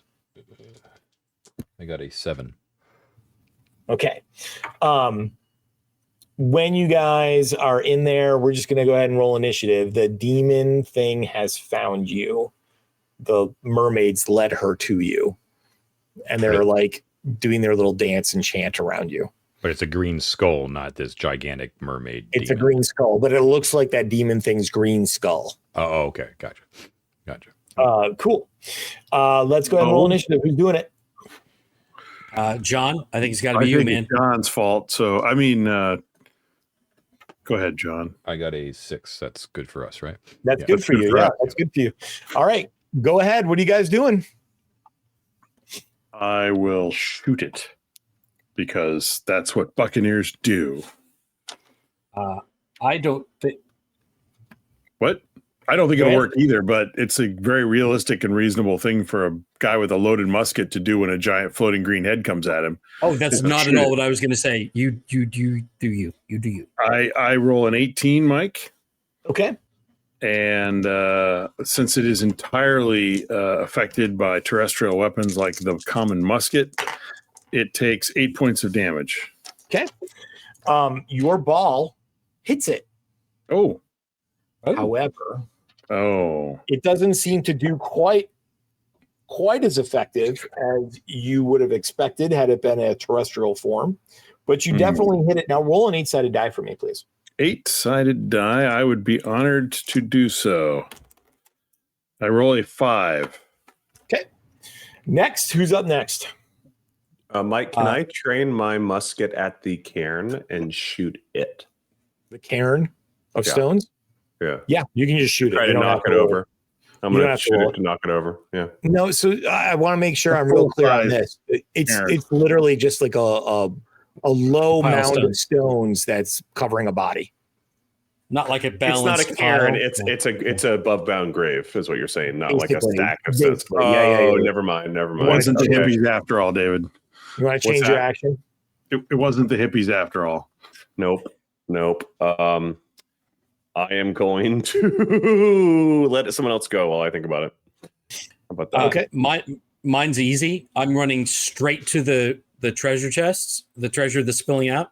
I'm going to grab, I guess one handful and whatever my boat cleat will take, and I'm just going to shove that in my pockets. Whatever I can grab, I'm just going to take it and shove it in my pockets. I love it. Yeah, no problem. John, what are you doing there, Deacon Ramsey? I'm just throwing this against the wall just to see if anything happens. I'm going to run towards the cairn, but with a handful of the red sand in my hand.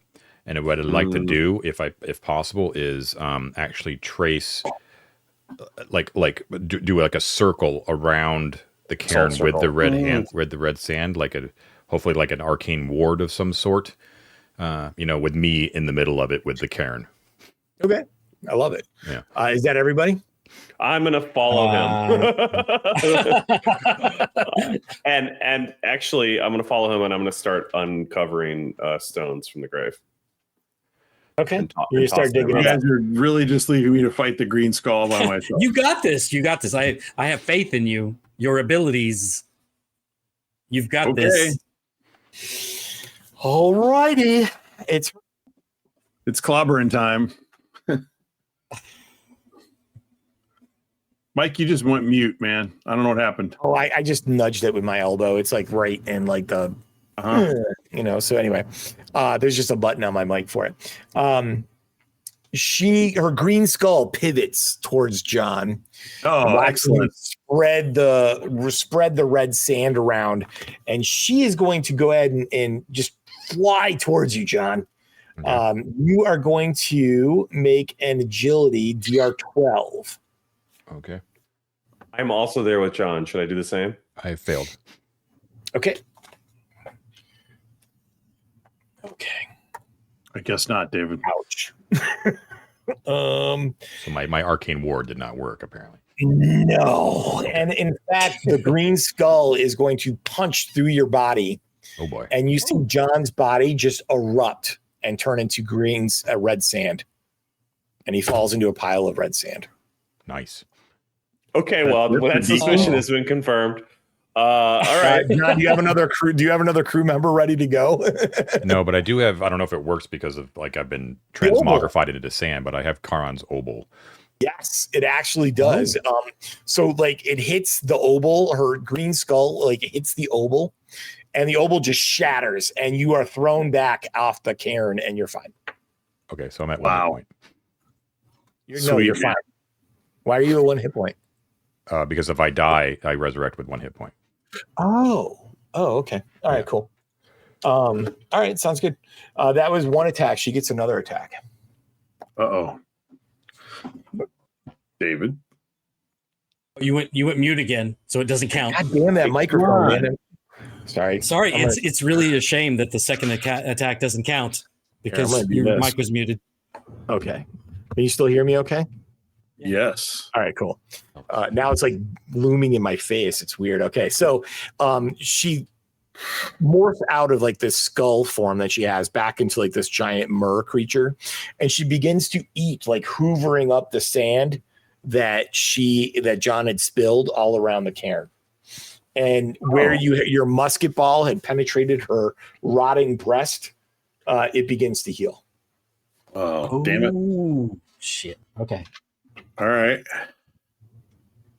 Okay. So that's the end of the first round. That's the end of the first round. All right. Again, John. Right. Roll, John. initiative. Oh, sorry. Yeah. 4. That's us again, right? It is. Yes, that is you. Can I go first? Yep. Yes. Oh, sure. Is it safe to say that the last round spent trying to uncover the body, I can now see the head of the corpse? A rotting priest. You see a rotting priest with like buried face up with this giant black distended leather tongue. Yeah. I'm going to take my cutlass and I'm going to hack as hard as I can to cut the tongue off. Yeah, you just jam your cutlass point into his head and you twist, and the rotted skull just comes apart, and the tongue is lying there in the viscera. Can I take a bonus action? What's your bonus action, Ted? I'm gonna put the tongue in my mouth. Okay. I love it.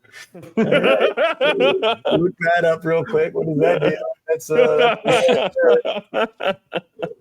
do? You could have just kissed him. You could have just kissed him. I'm just gonna try to talk this very lovely lady down from killing us with the magic of the tongue. No, I won't. Never mind. I'll leave my harlot past to everyone else's imagination. Okay, right. David, I would like you to roll a spirit check. All right, that's gonna go great, I'm sure. DR 12. 12. Okay. I have 2 spirits, so pray that I get a decent roll, guys. That is in that 20. Oh, shit. I can't make this up. You can't really see it, but yeah. All right. Go ahead and now I do need you to roll a D10 for me. Okay. And I explode into red sand. Let me find my D10. That's not a D10. All right. That is a 5. Okay. You put it in. You all see Rin the Third puts the tongue in his mouth. His eyes widen and horrible sounds start emitting from his mouth. The horrible demon creature that you're fighting basically is like, it's almost like a pulse wave. Boom, bursts out from David, pushing her away, like outside the cathedral for a minute. David, roll a D8 for me, please. Okay. Actually, don't. Okay. No, don't worry about it. The whole mountain shakes. The whole volcano begins to shake and rumble. And you see like in the distance, you see bursts of magma just shooting up, geysers of magma shooting up. David, that happens. And you like have this moment where like all of life just loses its meaning. Everything just becomes gray. So every Monday. Okay. Yeah. Yeah. Everything just becomes gray. Like you look at your friends and they look pale and drawn, and they also look as if life just has lost all of its meaning. And you're chanting, and this tongue is like sticking out of your mouth and just waggling at everybody. But you have basically effectively like forced the horrible like sea monster ghost away from you. Oh, nice. Sweet. Good job. Very cool. Hey. That. But that's not now the second boss encounter starts, guys, and it's me. That's this round. I'm not telling you it's not over. I'm just telling you that you basically injected her. So for Scabs, he sees the bullet go through, and then immediately the thing goes off to go attack John. So second round, Scabs is going to run over to try and grab treasure. Okay, you fill your pockets. Iggy, I continue to fill. So I took 2 more handfuls, 1.5 handfuls more, and then I'm going to start like running the opposite way. Like whatever, if it came in the main door, I'm running to the back to see if there's a back door to get out of. Okay. John.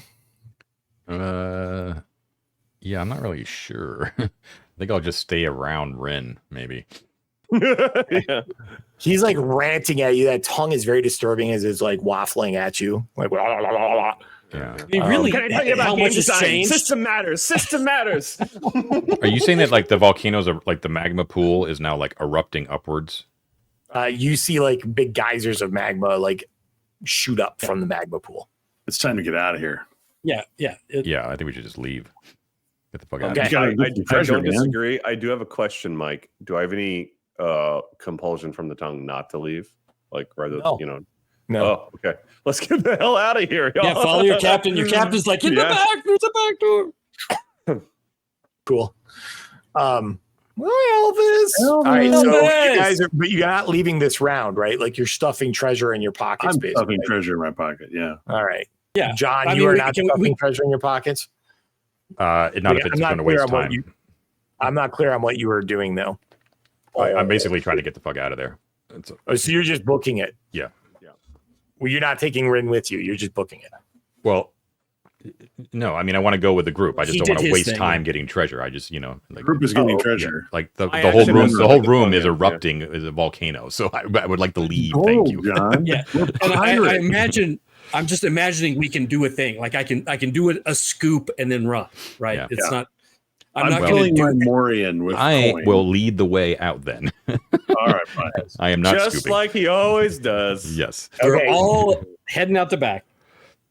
You guys basically run back to the shore of the magma. Your pathways are to go back the way you came over the gangplanks. Okay. To run towards, you take the gangplanks across the way to where you see the water coming in from the waterfall and creating the steam. What are you going to do? But the waterfall's I say we above take- us. It's Right? The above waterfall's you, coming but, in here, it's but not you can exiting you y'all. can make your way to it. It's just the water is coming from the side of a cliff. Yeah, we won't Right, step so- out over off a waterfall that's coming into the chamber. The waterfall is coming into the chamber, and hitting the magma. It doesn't leave the chamber. Like there's not a river that leaves the chamber. And it's So also we need hitting to the go the lava way and we creating came. like a white hot steam bath too, which Oh. will probably fry us instantly. 'Cause I thought like from that map.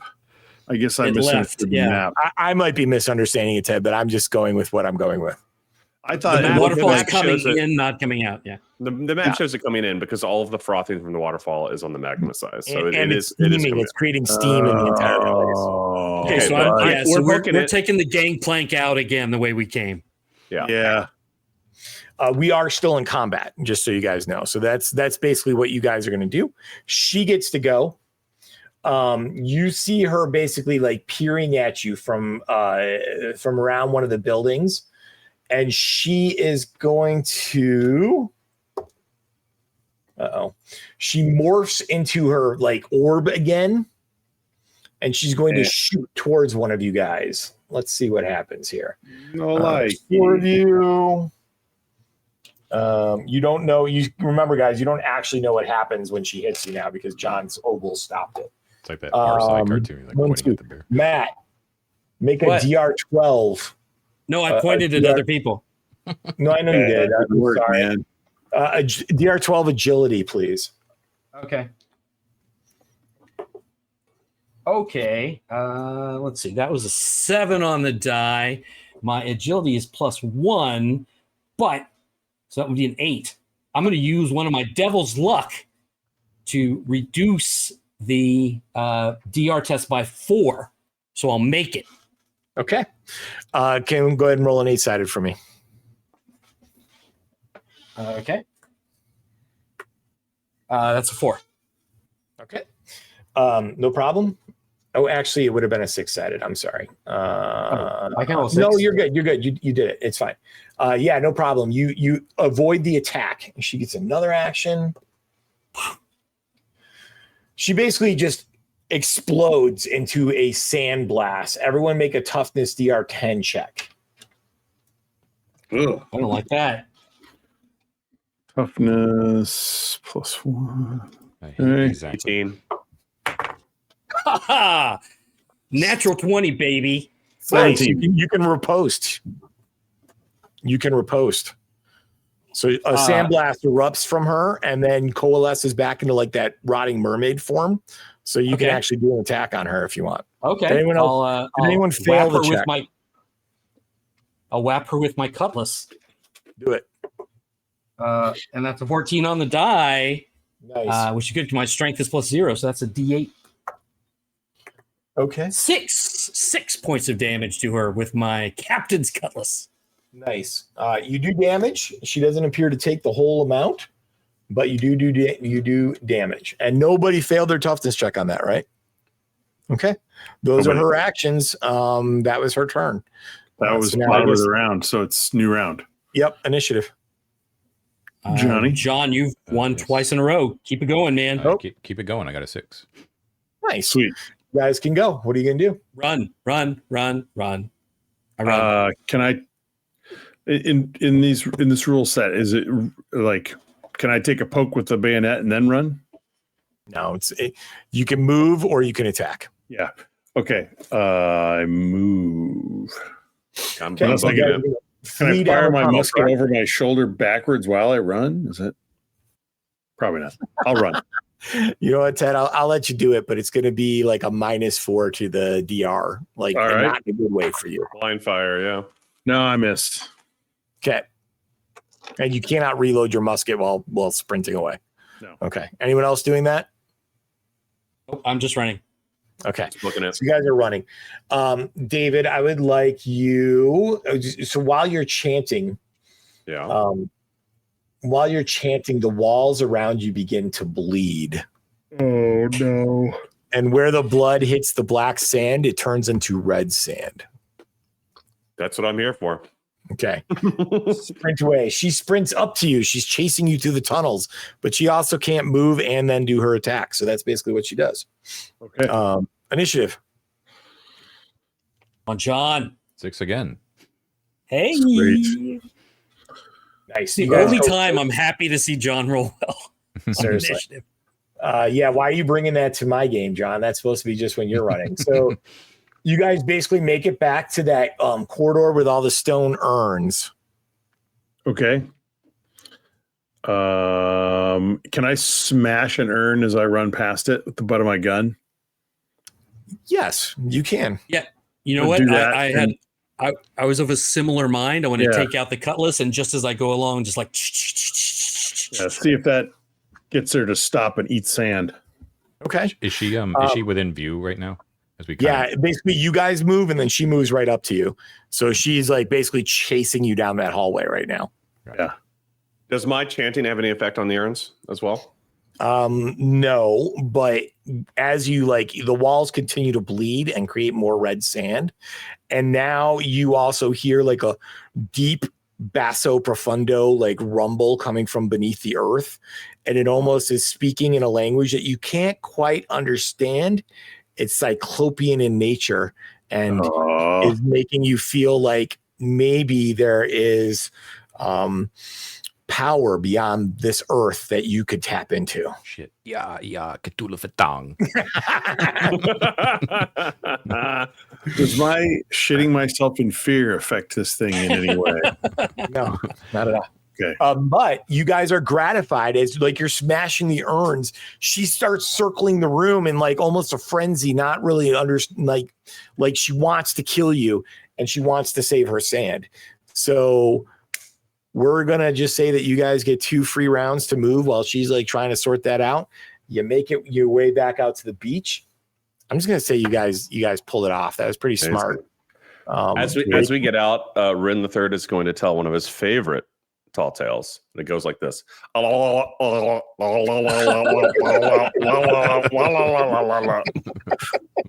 that one before, man. Yeah, we've all heard that one before. It's a good one. It's the Tongue of Thoth, right? So this is like the AV crossover. Yeah, it's pretty cool. It's pretty cool. Yeah, she's a really badass enemy, and I kind of rushed it at the end, so I apologize for that, guys. But I wanted to get through it.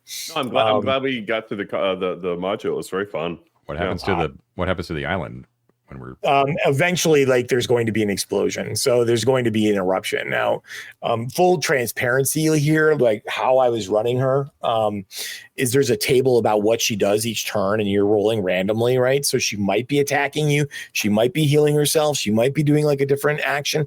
She gets 2 attacks for each, like, I think, like, there's 4 of you, so she gets 2 attacks. For each 2 players, she gets an extra attack. So if you were running around with a party of 6, she'd be getting 3 attacks a turn. The one thing that I hit you with, John, it's like a random roll. It's like when you use your devil's luck, I only was going to take a finger or an ear. Like, it's just totally random. John, when you got hit with that attack, it was like your whole body just disintegrates. Nice. Wow. So you guys had a really lucky that you had that Charon's Oval. Yeah. And yeah, you guys make it back to your ship, which you haven't named yet. You each have, from dividing up the loot, which is the fair thing to do, Matt, so you can't keep it all. Pirate I'm rules. a good captain.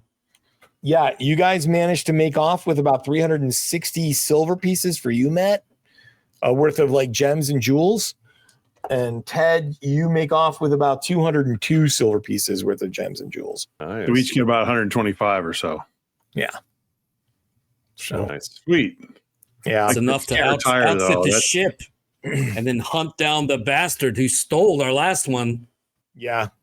I think we so- should and name then this ship have the his- Loav. the Loav. Okay. The Loav. All right. Just so you guys know, like, this adventure has like a whole like write up for like the St. Martin Gibbet Town, which obviously we didn't do tonight. Right. And it's really well done. It's like got like some really compelling like adventure hooks. Your old ship is there. If you guys were to sail in there, Oh, I'm you gonna find that guy. I'm gonna yeah, have his you would nuts have the for whole cufflinks. interaction with your bosun there. And then there's Right. also the pirate crew that you stole this ship from are there selling ash, which is really cool. So there's like some really cool stuff that could have happened in that town. Actually, it might even be just as interesting as the stuff in the weird ruined city underground, you know? Yeah. Anyway, That's cool. That's That's all I- cool. That's That's all exciting. I I hope the got, boys. Kickstarter goes well. Yeah. That's a pretty It was super fun, man. packed starter module. Like Yeah, It's really really is. packed. Yeah. Yeah. It's really packed, you know, and it gives a lot of leeway for DM interpretation. So that's pretty cool. yeah. Very open, like open sandbox sort of thing. You know, it's cool. A sandbox. I see what you did there. Oh, hey. Well, Woo! All right. all right. That was fun. Thank you guys. I enjoyed that. Yeah. Thanks, like Mike. the, Yeah, that was incredible. I like the Cyclopean, it's not just the basic undead body horror, but getting in that ancient ruins and myth and sort of mind-numbing horror is a nice touch. I like Yeah, that. That's some juicy Well, stuff. I mean, yeah. there's no Yeah. rules about what the Tongue of Thoth do, right? Like the chart that David, I had you roll on was just an ash chart that they tell you to roll on. The first time somebody uses that Tongue of Thoth, they roll on the ash, like, you know, side thing. The other thing you guys could have done is if you talked to those fucking pirates, they would have given you casts of ash to go sell. Like, it was like, It was tempting to actually steal some ash to go sell. I was thinking, but figured it would. yeah, that would have been cool. Yeah, there were a lot of juicy details that had we had more time to play, I Yeah. would love to have. I don't There's want a to lot of really good just jumping cook off parts undead here. bodies over fires. That's just nasty. You know what it Yeah. reminded me of, the vibe of it all over, and I'm sure you guys probably haven't played it, but Assassin's Creed 4 Black Flag is like considered to be like one of the best, if not the best entry in the Assassin's Very Creed good. theory, and they have very much like a ancient. Assassin's Creed in general has like the ancient civilization sort of vibe to it, but when they marry that to the pirate theme, like this module is like is really, really strongly evocative of that game. great. Because you dive into like these ruins on some of the islands and you uncover like these ancient Atlantean, Cyclopean sort of civilizations in the same sort of way. It's very cool. Speaking of, was the Atlantis thesis anywhere near correct, or was it not explicit in the module? It's not spelled out in the module. Yeah. It's completely up to DM's interpretation, right? Makes sense. Yeah. The thing that he Oh, does have in sure. there are the hieroglyphs on he gives a little write-up for the monster at the end. Yeah. And it kind of alludes to the fact that it is basically like a spectral version of like this monster that's been like seen in like different places throughout like history. Scylla was like, you know, I don't know if I'm pronouncing that right. I'm sure one of our commenters who knows the Greek mythology better than me will just One of the Greek Scylla and Charybdis. The whole that Scylla, right? Yeah. Yeah, Ulysses had to sail between the two of them, and Scylla was like the monster that would eat the sailors off the boat, and then Charybdis, I think, was the whirlpool, right? So you had to kind of I think that's right. Yeah. Mm-hmm. And so that was a reference in there. And then, so the Atlantean thing. And when Ted, you mentioned that, well, there's all these buildings from different time periods. I was like, that's fucking rad. We're just going to go with that. Yeah. And there's no like rules on like what the Tongue of Thoth does. So I was just going to have it open a portal to the great old ones. That's, I mean, which Why makes, how could, I mean, maybe I'm projecting. The harlot, the prehensile tongue. Oh yeah. But how could anyone listen to the great story of this psychopath who put the tongue in his mouth at the beginning of the module and not want to do exactly the same? Yeah, exactly. Take a lesson from David. It's begging me to do it. It's begging me.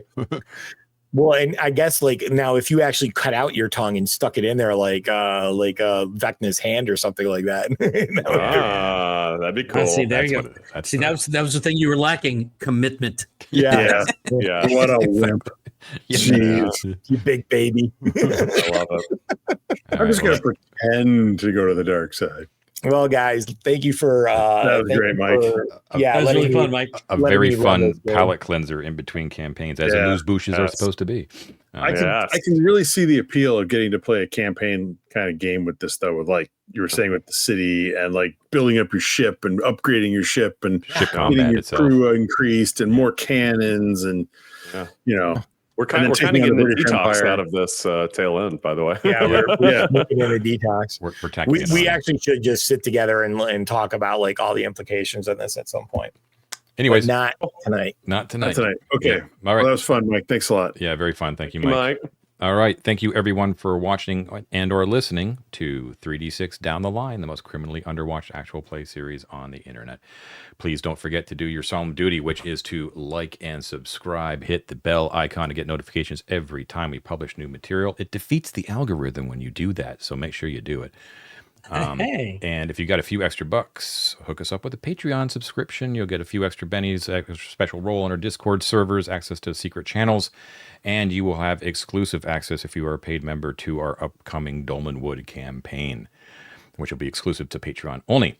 Thank you, as always, to all of our lovely supporters on Patreon, our explorers, our delvers, and, of course, especially our conquerors. Matthew has the distinct honor tonight to read those names aloud. Go for it, Matt. It is my turn. Thank you. I'd like to welcome a new conqueror, the Mighty Martian, to our ranks of beautiful, beautiful supporters.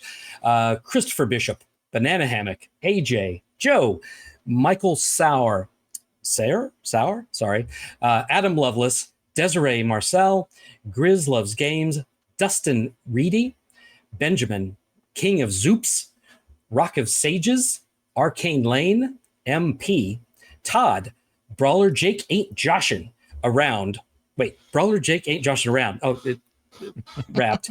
DM Dr. Rob, Robert Kenyon, Steve, Jeff Marino, Alan Barton, Eric Tsunami MD, Samuel Dillon, Gregory Distelhorse, Yesterday's Glory, Mike Small, Richard Barton, Isaac Spencer, James Boyle, Doc Jones 73, Jackson Bates, John Hooker, Zachary Hall, Saps, Papa Bear DM, Zach Shiflett, Mercury 605, Ruben K, Dar Jr. in space. I got me helmet.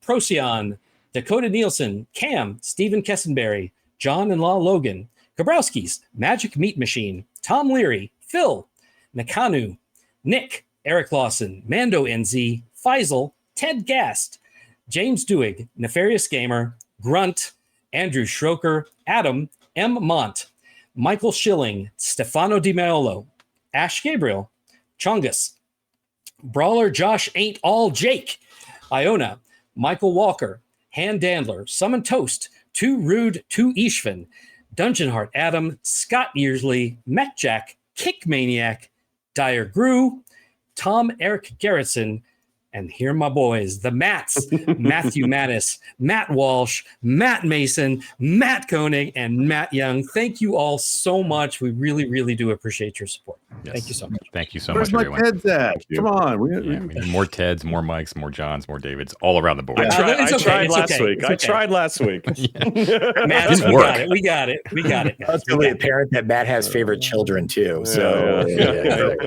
Exactly. Well, thanks thank again, you. Mike. Regardless of your names, thank you all for your continued support. We really do appreciate it. And enjoy your week, everybody. We will see you next time. Take care. Bye, everyone. See you later. Thank you, Mike. Thank you, Mike. Thanks, Mike.